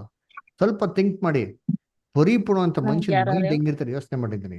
ಫ್ರೀ ಇದ್ದಾಗೆಲ್ಲ ಥಿಂಕ್ ಮಾಡಿದ್ನಲ್ಲ, ಒಬ್ಬ ಪರಿಪೂರ್ಣವಂತ ಮನುಷ್ಯನ ಮೈಂಡ್ ಹೆಂಗಿರ್ತಾರೆ ಅಂತ. ಅದರ ನಾವು ಕಂಪೇರ್ ಮಾಡ್ಕೊಬೇಕಂದ್ರೆ, ನೀವು ಯಾರೋ ಒಬ್ರು ಫಾರಿನರ್ಸ್ ಬಗ್ಗೆ ಸ್ಟಡಿ ಮಾಡಿ. ಅದರ ಫಾರಿನರ್ಸ್ ಮೈಂಡ್ ಹೆಂಗಿರ್ತಾವೆ, ಅವೆಲ್ಲ ಹೆಂಗಿರ್ತವೆ, ಸಫಿಸ್ಟಿಕೇಟೆಡ್ ಲೈಫ್ ಸ್ಟೈಲ್ ರೀ, ಊಟ ಗೀಟ ಎಲ್ಲ ತುಂಬ ಕ್ಲೀಟು. ಅಂಥವ್ರು ಏನ್ರಿ ಆಫ್ರಿಕಾಲ್ ಹೋಗ್ಬಿಟ್ಟು ಏನ್ರಿ ಆಫ್ರಿಕಾ ಥರ ಊಟ ಮಾಡಿಕೊಂಡು ಅಥವಾ ವಾಸ ಮಾಡಕ್ ಸಾಧ್ಯನಾ? ಏನು ಮಾತಾಡಿದ್ರೆ ಕಿಟ್ಟಿಕ್ ಮಿಟ್ಟಿಕ್ ಅಂದ್ರೆ ಅಲ್ಲಿ ಕಚ್ಕೊಂಡು ನಗ್ನಗ್ತಾ ಸಂತೋಷವಾಗಿ ಮಾಡಕ್ ಸಾಧ್ಯನಾ? ನೀವೇ ಇಲ್ಲಿ ಇದ್ಬಿಟ್ಟು ಹೋಗಿ ಇರಕ್ಕಾಗ್ತದ? ಆಗಲ್ಲ, ಆಗಲ್ಲ. ನೀವು ಬೇಕಾದ್ರೆ ಯಾರು ಟ್ರೈ ಮಾಡಿ. ಯಾರೋ ಫಾರಿನ್ ಹೋಗಿದ್ದೀರಾ? ಯಾರಾದ್ರ ಫಾರಿನ್ ಟ್ರಿಪ್ ಹೊಡೆದಿದ್ದೀರಾ? ಯಾರು ಹೋಗಿಲ್ಲ. ಹಾ, ಇದ್ರೆ ದಯವಿಟ್ಟು ಹೋಗಿ ಬನ್ನಿ, ಹೇಳ್ತೀನಿ ಕೇಳಿ. ಫಾರಿನ್ನಲ್ಲಿ ನಾನು ಹೋಗಿದ್ದೀನಿ, ಮಾತ್ರ ಹೆಮ್ಮೆಯನ್ನು ಹೇಳ್ಕೊಳಲ್ಲ. ಆದರೆ ನಿಮ್ಗೊಂದು ಸುಮ್ಮನೆ ಎಕ್ಸಾಂಪಲ್ಗೆ ಹೇಳ್ತೀನಿ. ಯುರೋಪಲ್ಲೆಲ್ಲ ನಮ್ಮ ಥರ ಊಟ ಸಿಕ್ಕಲ್ಲ. ಅಲ್ಲಿ ಸಿಕ್ಕದೆ ಬರೀ ಬ್ರೆಡ್ಡು, ಕೇಕು, ಮೊಟ್ಟೆ, ಚಿಕನ್ನು. ಆಯ್ತಾ? ತಿಂದು ಎಷ್ಟು ಬೇಸತ್ತ ಹೋಗ್ಬಿಡ್ತಾರೆ ಅಂದರೆ ನಮಗೆ ಫ್ರಸ್ಟ್ರೇಟ್ ಆಗ್ಬಿಡ್ತಾರೆ, ಜಿಗುಪ್ಸೆ ಬಂದ್ಬಿಡ್ತಾರೆ. 3 ಹೊತ್ತು ಅದೇ, ಬೆಳಗ್ಗೆ ಸಾಯಂಕಾಲ ಅದೇ ತಿಂದು ಏನೋ ಒಂದು ಸ್ವಲ್ಪ ಖಾರ ಸಿಕ್ಕಲ್ಲ ನಿಮಗೆ, ಒಂದು ಮೆಣಸಿನ್ಕಾಯಿ ಸಿಕ್ಕಲ್ಲ ನಿಮಗೆ. ಅಂಗಡಿಯಲ್ಲಿ ಎಲ್ಲಿ ಹುಡ್ಕೊಂಡು ನಿಮ್ಗೆ ಮೆಣಸಿನ್ಕಾಯಿ ಸಿಕ್ಕಲ್ಲ, ಅಕ್ಕಿ ಸಿಕ್ಕಲ್ಲ. ಯೋಚನೆ ಮಾಡ್ರಿ ಅಂತೀನಿ. ನಾವು ಮನುಷ್ಯರಾಗಿ ಒಂದು ಊರಲ್ಲಿ 1 ತಿಂಗಳು ವಾಸ ಮಾಡೋಕ್ಕಾಗಲ್ಲ ರೀ. ನನಗೆ ಚಿಟ್ಟಿ ಹಿಡ್ದೋಗ್ಬಿಟ್ಟಿತ್ತು. ನಾ ಇಂಡಿಯಾಗೆ ಬಂದಿದ ತಕ್ಷಣ ನಮ್ಮ ತಾಯಿ ಹತ್ತಿ ಕೇಳಿದ್ರು, ಫಸ್ಟ್ ಬಿರಿಯಾನಿ ಮಾಡಿಕಮ್ಮ ಅಂತ. ಆಯ್ತಾ? ನಮಗೆ ಮೈಂಡ್ ಹಂಗಿರ್ತಾರೆ. ಪರಿಪೂರ್ಣವಂತ ಮನುಷ್ಯನ ಅಂತ ಕ್ರಿಸ್ತನ್ಗೆ ಹೆಂಗಿದ್ದಿರ್ಬೇಕು ಯೋಚನೆ ಮಾಡಿ ಅಲ್ವರ? ಅವರೆಲ್ಲವನ್ನೂ ಜೀರ್ಣ ಮಾಡ್ಕೊಂಡು ನಗ್ನಗ್ತಾ ಪಾಪಿಗಳ ನಡುವೆ ಅಲ್ರ ನಮ್ಮ ಜೊತೆಗೆ ನಾವು ಏನು ತಿಂದ್ರು ಅದು ತಿಂದವ್ರೆ ಅಂತಂದ್ರೆ, ಅವ್ರೇನು ಎಕ್ಸ್ಪೆಕ್ಟ್ ಮಾಡಿಲ್ಲ, ನಮ್ಮ ಹತ್ರ ಏನು ಕೇಳಿಲ್ಲ. ಅವ್ರು ಕೇಳಿದ್ರೆ 2 ವಿಚಾರ: ನನ್ನ ನೆನಪಿಗಾಗಿ ಇದು ಮಾಡು ಅಂತಂದ್ರು. ಅದರ ಏನೋ ಒಂದು ಪ್ರಭುರಾಜರ ಭೋಜನ ಕರೆಕ್ಟಾಗಿ ಮಾಡೋದು, ಆಮೇಲೆ ಇನ್ನೊಂದು ದೀಕ್ಷಿಸ್ತಾನೆ, ಈಗ ಮಾಡೋದ್ರಿಂದ ದೇವ್ರ ನೀತಿಯಲ್ಲಿ ಎಲ್ಲ ನೆರವೇರಿಸ್ತಾನೆ ಮಾಡು ಅಂತಂದ್ರು. ಇವೆರಡನ್ನ ಮಾಡೋದಕ್ಕೆ ಏನ್ರಿ ಇಷ್ಟು ಕಷ್ಟಪಡ್ಬೇಕಾ ನಾವು? ಯೋಚನೆ ಮಾಡ್ರಿ. ನಾನು ಅವಾಗ ಡಿಸಿಷನ್ ತಗೊಂಡೆ, ಅಯ್ಯೋ ಯಾವ ಮನುಷ್ಯನೂ ಬೇಡ, ಎಂಥದ್ದು ಬೇಡಪ್ಪ. ನಮ್ಮನ್ನು ನೋಡೋದು ದೇವರು, ನಮ್ಮ ದೇವ್ರು ಇದಾರೆ ಬಿಡಿ. ಯಾವ ಮನುಷ್ಯ ಕೈ ಬಿಟ್ರೆ ಏನಂತೆ ಅವರ, ಯಾರು ನಮ್ಮನ್ನ ಕೈ ಬಿಡಿದ್ರೆ ದೇವ್ರು ಒಬ್ರು ಇದ್ರೆ ಸಾಕು, ನಾವೆಲ್ಲಾನು ಜಯಿಸಂತ ಲೆಕ್ಕ. ಎಲೀಶನ್ ಕತೆ ಕೇಳಿದ್ರಾ? ಎಲೀಶನ್ ಕತೆ ಏನ್ ಮಾಡ್ತಾರೆ, ಎಲ್ಲ ಸೈನಿಕರು ಬಂದು ಅಟ್ಯಾಕ್ ಮಾಡಕ್ ಬಂದ್ಬಿಡ್ತಾರೆ. ಅವಾಗ ಅವನ ಜೊತೆಗೆ ಏನು ಒಬ್ಬ ಸೈನಿಕ ಇರ್ತಾನೆ, ಅವನ ಹೆಸರು ಏನೋ ಗೆಹಜಿ ಇರ್ಬೇಕು. ಗೆಹಜಿ ಅವನ ಹೆಸರು ಕೊಟ್ಟಿಲ್ಲ, ಆದ್ರೆ ಗೆಹಜಿ ಅಂದ್ರೆ ಅವನೇ ಹೇಳ್ತಾರೆ, ಅಯ್ಯೋ ಒಟ್ಟೋಯ್ತು ಮುಗ್ದೋಯ್ತು ಅಷ್ಟೇ ನಮ್ಮ ಕತೆ ಅಂತ ಹೇಳ್ತಾರೆ. ಅದರ ಎಲೀಶಾ ಅಂತ ಹೇಳ್ತೀರಿ. ಅವಾಗ ಪ್ರೇಯರ್ ಮಾಡ್ದವಾಗ ರಥರಾಶ್ವರ್ಗಳೇನಿದ್ರಂತೆ ಬೆಟ್ಟದ ಮೇಲೆ ಎಲ್ಲಾನು ನಿಂತಿರ್ತಾರ. ಅವಾಗ ಏನ್ ಹೇಳ್ತಾರೆ, ಅವ್ರ ಸಂಗಡ ಇರೋದಕ್ಕಿಂತ ನಮ್ ಸಂಗಡ ಇರೋದು ಜಾಸ್ತಿ ಅಂತ ಹೇಳ್ತಾರೆ. ಮಾಂಸದ ಎಸ್, ಅವ್ರ ಸಂಗಡ ಇರೋ ಮಾಂಸದ ಬಲ, ನಮ್ ಕಡೆ ಇರೋ ದೇವ್ರ ಬಲ. ನಮಗ್ ಕಾಣಿಸಲ್ಲ, ಆದ್ರೆ ನಮ್ಮ ದೇವ್ರ ನಮ್ಮನ್ನ ಪರೀಕ್ಷೆ ಮಾಡ್ಬೇಕಾರೆ ನಾವು ದೇವ್ರ ಸಂಗಡ ನಿಂತ್ಕೊಬೇಕ್ರಿ. ಅದನ್ನ ಹೇಳೋದು, ಯಾರು ನನ್ನನ್ನ ಎಲ್ಲಾರ ಮುಂದೆ ಅರಿಕೆ ಮಾಡ್ತಾರೆ, ನಾನು ಪರಲೋಕದ ಅರಿಕೆ ಮಾಡ್ತೀನಿ. ಯಾರು ನನ್ನನ್ನ ಎಲ್ಲಾರ ಮುಂದೆ ಅರಿಕೆ ಮಾಡಕ್ಕೆ ಹಿಂಜರಿತಾರೋ, ಈ ವಿಚಾರದಲ್ಲಿ ಹೇಳ್ತಾರದು.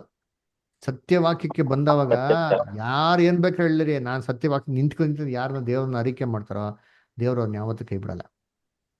ಅರ್ಥಾಯ್ತಾ? ಅದರಿಂದ ಎಲ್ಲಾರು ಥಿಂಕ್ ಮಾಡಿ, ದುಡುವಾದ ಮನ್ಸಿಂದ ಸರಿಯಾದ ರೀತಿಯಲ್ಲಿ ದೀಕ್ಷಿತ ನೋಡೋಕೆ ಪ್ಲಾನ್ ಮಾಡಿ. ಆಯ್ತಾ? ಪ್ಲಾನ್ ಮಾಡಿ. ನಾವು ಪ್ರಾಬಲಿ ಮಾರ್ಚ್ ಫಸ್ಟ್ ವೀಕಲ್ಲಿ ಇದನ್ನ ನಾವು ಪ್ಲಾನ್ ಮಾಡ್ತೀರಿ. ನಮ್ಮ ಮನೇಲೇ ಏನ್ ಮಾಡ್ತೀರಿ ಅದನ್ನ ಮಾಡ್ತೀರಿ.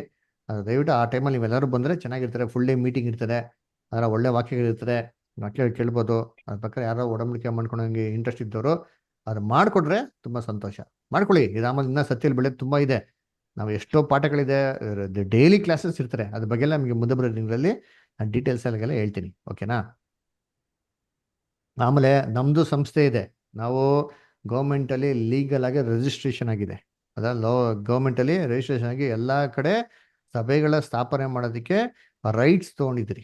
ಅರ್ಥಾಯ್ತಾ? ಇದು DC ಆಫೀಸಲ್ಲಿ, ಕಮಿಷನ್ ಆಫೀಸಲ್ಲಿ ಎಲ್ಲ ರೀತಿ ಇನ್ಫಾರ್ಮೇಷನ್ ಮಾಡಿ ಲೀಗಲಾಗಿ ಗೌರ್ಮೆಂಟಲ್ಲಿ ಏನು ಪ್ರೊಸೀಡಿಂಗ್ಸ್ ಇದೆ ಅದ್ರ ಪ್ರಕಾರ ಮಾಡೋದಕ್ಕೆ, ಮ್ಯಾರೇಜ್ಗಾಗಿರ್ಬೋದು, ಒಂದು ಶವ ಸಂಸ್ಕಾರ ಆಗಿರ್ಬೋದು, ಅಥವಾ ಬೇರೆ ಎಲ್ಲ ವಿಚಾರಗಳ ವ್ಯವಸ್ಥೆ ಮಾಡೋದಕ್ಕೆ ಎಲ್ಲ ರೀತಿ ಒಂದು ಲೀಗಲ್ ಆಗಿ ಎಂಟೈಟಿ ಥರ ನಾವು ಏನು ಮಾಡಿದ್ರಿ, ಫಾರ್ಮ್ ಮಾಡ್ಕೊಂಡಿದ್ವಿ. ಯಾಕಂದರೆ ಯೇಸು ಕ್ರಿಸ್ತ ಹೇಳ್ತಾರೆ, ಇದು ಸೀಸರ್ಗೆ ಏನು ಮಾಡೋ ಕೊಡು. ಸೊ ಗೌರ್ಮೆಂಟ್ ರೂಲ್ಸ್ ಇರಬೇಕಾರೆ ನಾವು ಅದ್ರ ಪ್ರಕಾರ ಫಾಲೋ ಮಾಡೋದ್ರಲ್ಲಿ ಏನೂ ತಪ್ಪಿಲ್ಲ. ಅದನ್ನು ನಾವೆಲ್ಲ ರೀತಿ ವ್ಯವಸ್ಥೆ ಮಾಡ್ಕೊಂಡಿದ್ದೀರಿ. ಸೊ ಅದರಿಂದ ಆ ಮನಸ್ಸು, ಅಯ್ಯೋ ನಮಗೆ ಸಭೆ ಬಂದ್ಬಿಟ್ರೆ ನಮ್ಗೇನಾಗ್ತದೆ, ಆ ಥರ ಎಲ್ಲ ಏನು ಚಿಂತೆ ಮಾಡಿ. ಎಷ್ಟೋ ಜನ ಪಾಸ್ಟ್ಗಳು ನೋಡಿ, ಇಲ್ಲಿ ನೋಡಿ ಪಾಸ್ಟ್ ಮೋಹನ್ ರಾಜ್ ಅಂತ, ಅವ್ರು ಯಾದಗಿರಿಲಿರೋದು. ಅವರು ಮತ್ತೆ ಎಂಟೈರ್ ಸಭೆ ಇದೇ ವಾಕ್ಯನ ಕೇಳ್ತಾರದು. ಅವರು ಕೂಡ ಬ್ರದರು. ಆದ್ರೆ ಇದೇ ವಾಕ್ಯಗಳು ಏನ್ ಮಾಡ್ತಾ ಇರೋರು ಸಭೆ ಮಕ್ಕಳಿಗೆ ಹೇಳ್ಕೊಡ್ತಾ ಇದಾರೆ. ಇದು ಮಾತ್ರ ಅಲ್ಲ, ಬಾಗಲಕೋಟೆ, ಮುದೋಲ್, ಆಮೇಲೆ ಗದಗ್, ಎಷ್ಟೋ ಪ್ರಾಂತ್ಯಗಳಲ್ಲಿ ಎಷ್ಟೋ ಜನ ಎಲ್ಲ ಪಾಸ್ಟ್ಗಳು ಹೇಳ್ತಾರೆ. ನಾನು ಅವ್ರ ಸಭೆಯಲ್ಲಿ ಮಕ್ಳುಗಳು ಹಂಗೆ ಇದ್ದಾರೆ. ಈ ಸಹೋದರಗಳಿಗೆ ಚೆನ್ನಾಗಿ ಕಲ್ತಿ ಆ ಸಹೋದರಗಳು ಎಂಟೈರ್ ಸಭೆಗೆ ಏನ್ ಮಾಡ್ತಾರೆ, ಟೀಚ್ ಮಾಡ್ತಾರೆ. ನಾವು ಫ್ರೀಕ್ವೆಂಟ್ ಆಗಿದ್ದಾಗ, ಈ ರಜೆಗಳು ಬಂದವಾಗ ಗೌರ್ಮೆಂಟ್ ಹಾಲಿಡೇಸ್ ಹೋಗೋಗೆಲ್ಲ ಏನ್ ಮಾಡ್ತೀವಿ, ಒಂದು ಫುಲ್ ಡೇ ಮೀಟಿಂಗ್ ತರ ಮಾಡಿ ಎಂಕರೇಜ್ ಮಾಡಿ ಅವ್ರಿಗೆ ಏನೇನು ಬೇಕೋ ಎಲ್ಲ ರೀತಿ ಒಂದು ಸೌಕರ್ಯಗಳು ಮಾಡೋಕ್ಕೆ, ಹೆಲ್ಪ್ ಮಾಡೋಕ್ಕೆ, ಬಲಪಡಿಸೋದಕ್ಕೆ ಇದೆಲ್ಲ ಏನ್ ಮಾಡ್ತೀವಿ, ವ್ಯವಸ್ಥೆ ಮಾಡ್ತೀವಿ. ಅದರಿಂದ ಇವೆಲ್ಲ ಸಹೋದರಗಳದ್ದು ಐಕ್ಯದಲ್ಲೆಲ್ಲ ಇರ್ತದೆ. ಆಮೇಲೆ ಇಲ್ಲೇನೋ ಒಂದು ಸ್ವಲ್ಪ ಜನ ಇದ್ದಾರೆ ಅಂತ ತಿಳ್ಕೊಂಬಿಡಿ, ಅದರ ಇಡೀ ವರ್ಲ್ಡ್ ಲಕ್ಷಾಂತರ ಜನಗಳು ಏನಾಗಿದ್ದಾರೆ, ಇಂಡಿಯಾಲೇ ಎಷ್ಟೋ ಸಾವಿರ ಜನಗಳಿದ್ದಾರೆ. ಅದೆಲ್ಲ ಕನ್ವೆನ್ಷನ್ಸ್ ಮಾಡಿದಾಗ ನಿಮ್ಗೆ ಕರೆಸ್ತೀರಿ, ನೀವು ನೋಡ್ಬೋದು. ಎಲ್ಲ ಸಹೋದರಗಳು ಐಕ್ಯ ಇರ್ತಾರೆ, ಎಲ್ಲ ಬಲವಾಗಿರ್ತಾರೆ. ಇದೇ ಥರ ಬಿಟ್ಟು ಬಂದ್ರೆ ಎಷ್ಟೋ ಲಕ್ಷಾಂತರ ಜನ ಇದ್ದಾರೆ. ಓಕೆನಾ? ಸೊ ಇವೆಲ್ಲ ನಿಮಗೆ ಇನ್ಫಾರ್ಮೇಶನ್ಗೆ ಸದ್ಯ ಧೈರ್ಯವಾಗಿ ನಿಮ್ಮ ಮನಸ್ಸಲ್ಲಿ ಏನೇ ಸಂದೇಹ ಇತ್ತು ಅಂತಂದರೆ ಅದನ್ನು ನಾವು ಬರುವಂಥ ವಾರಗಳು ಡಿಸ್ಕಸ್ ಮಾಡೋಣ. ಈ ಥರ ಮೀಟಿಂಗ್ನಲ್ಲಿ ನಿಮ್ಮ ಮನ್ಸು ಬಿಚ್ಚಿ ನಮ್ಮ ಹತ್ರ ಮಾತಾಡಿ. ಓಕೆನಾ? ನಿಮ್ಗೆ ಈ ಥರ ಡೌಟು, ಈ ಥರ ಪ್ರಶ್ನೆ ಇದೆ ಬದರ್ ಏನು ಹೇಳಿದ್ರಿ, ಇದಕ್ಕೆ ನಾವು ಕುಲಂಕುಷವಾಗಿ ಎಲ್ಲನೂ ನಾವು ನೋಡೋಣ. ಓಕೆನಾ? ಸರಿ, ಪ್ರೇಯರ್ ಮಾಡಿ ಕ್ಲೋಸ್ ಮಾಡೋಣವಾ? Okay brother. Okay, thank you. ಸರಿ, ಕೊನೆಯದಾಗಿ ಯಾರು ಪ್ರೇಯರ್ ಮಾಡ್ತೀರಾ?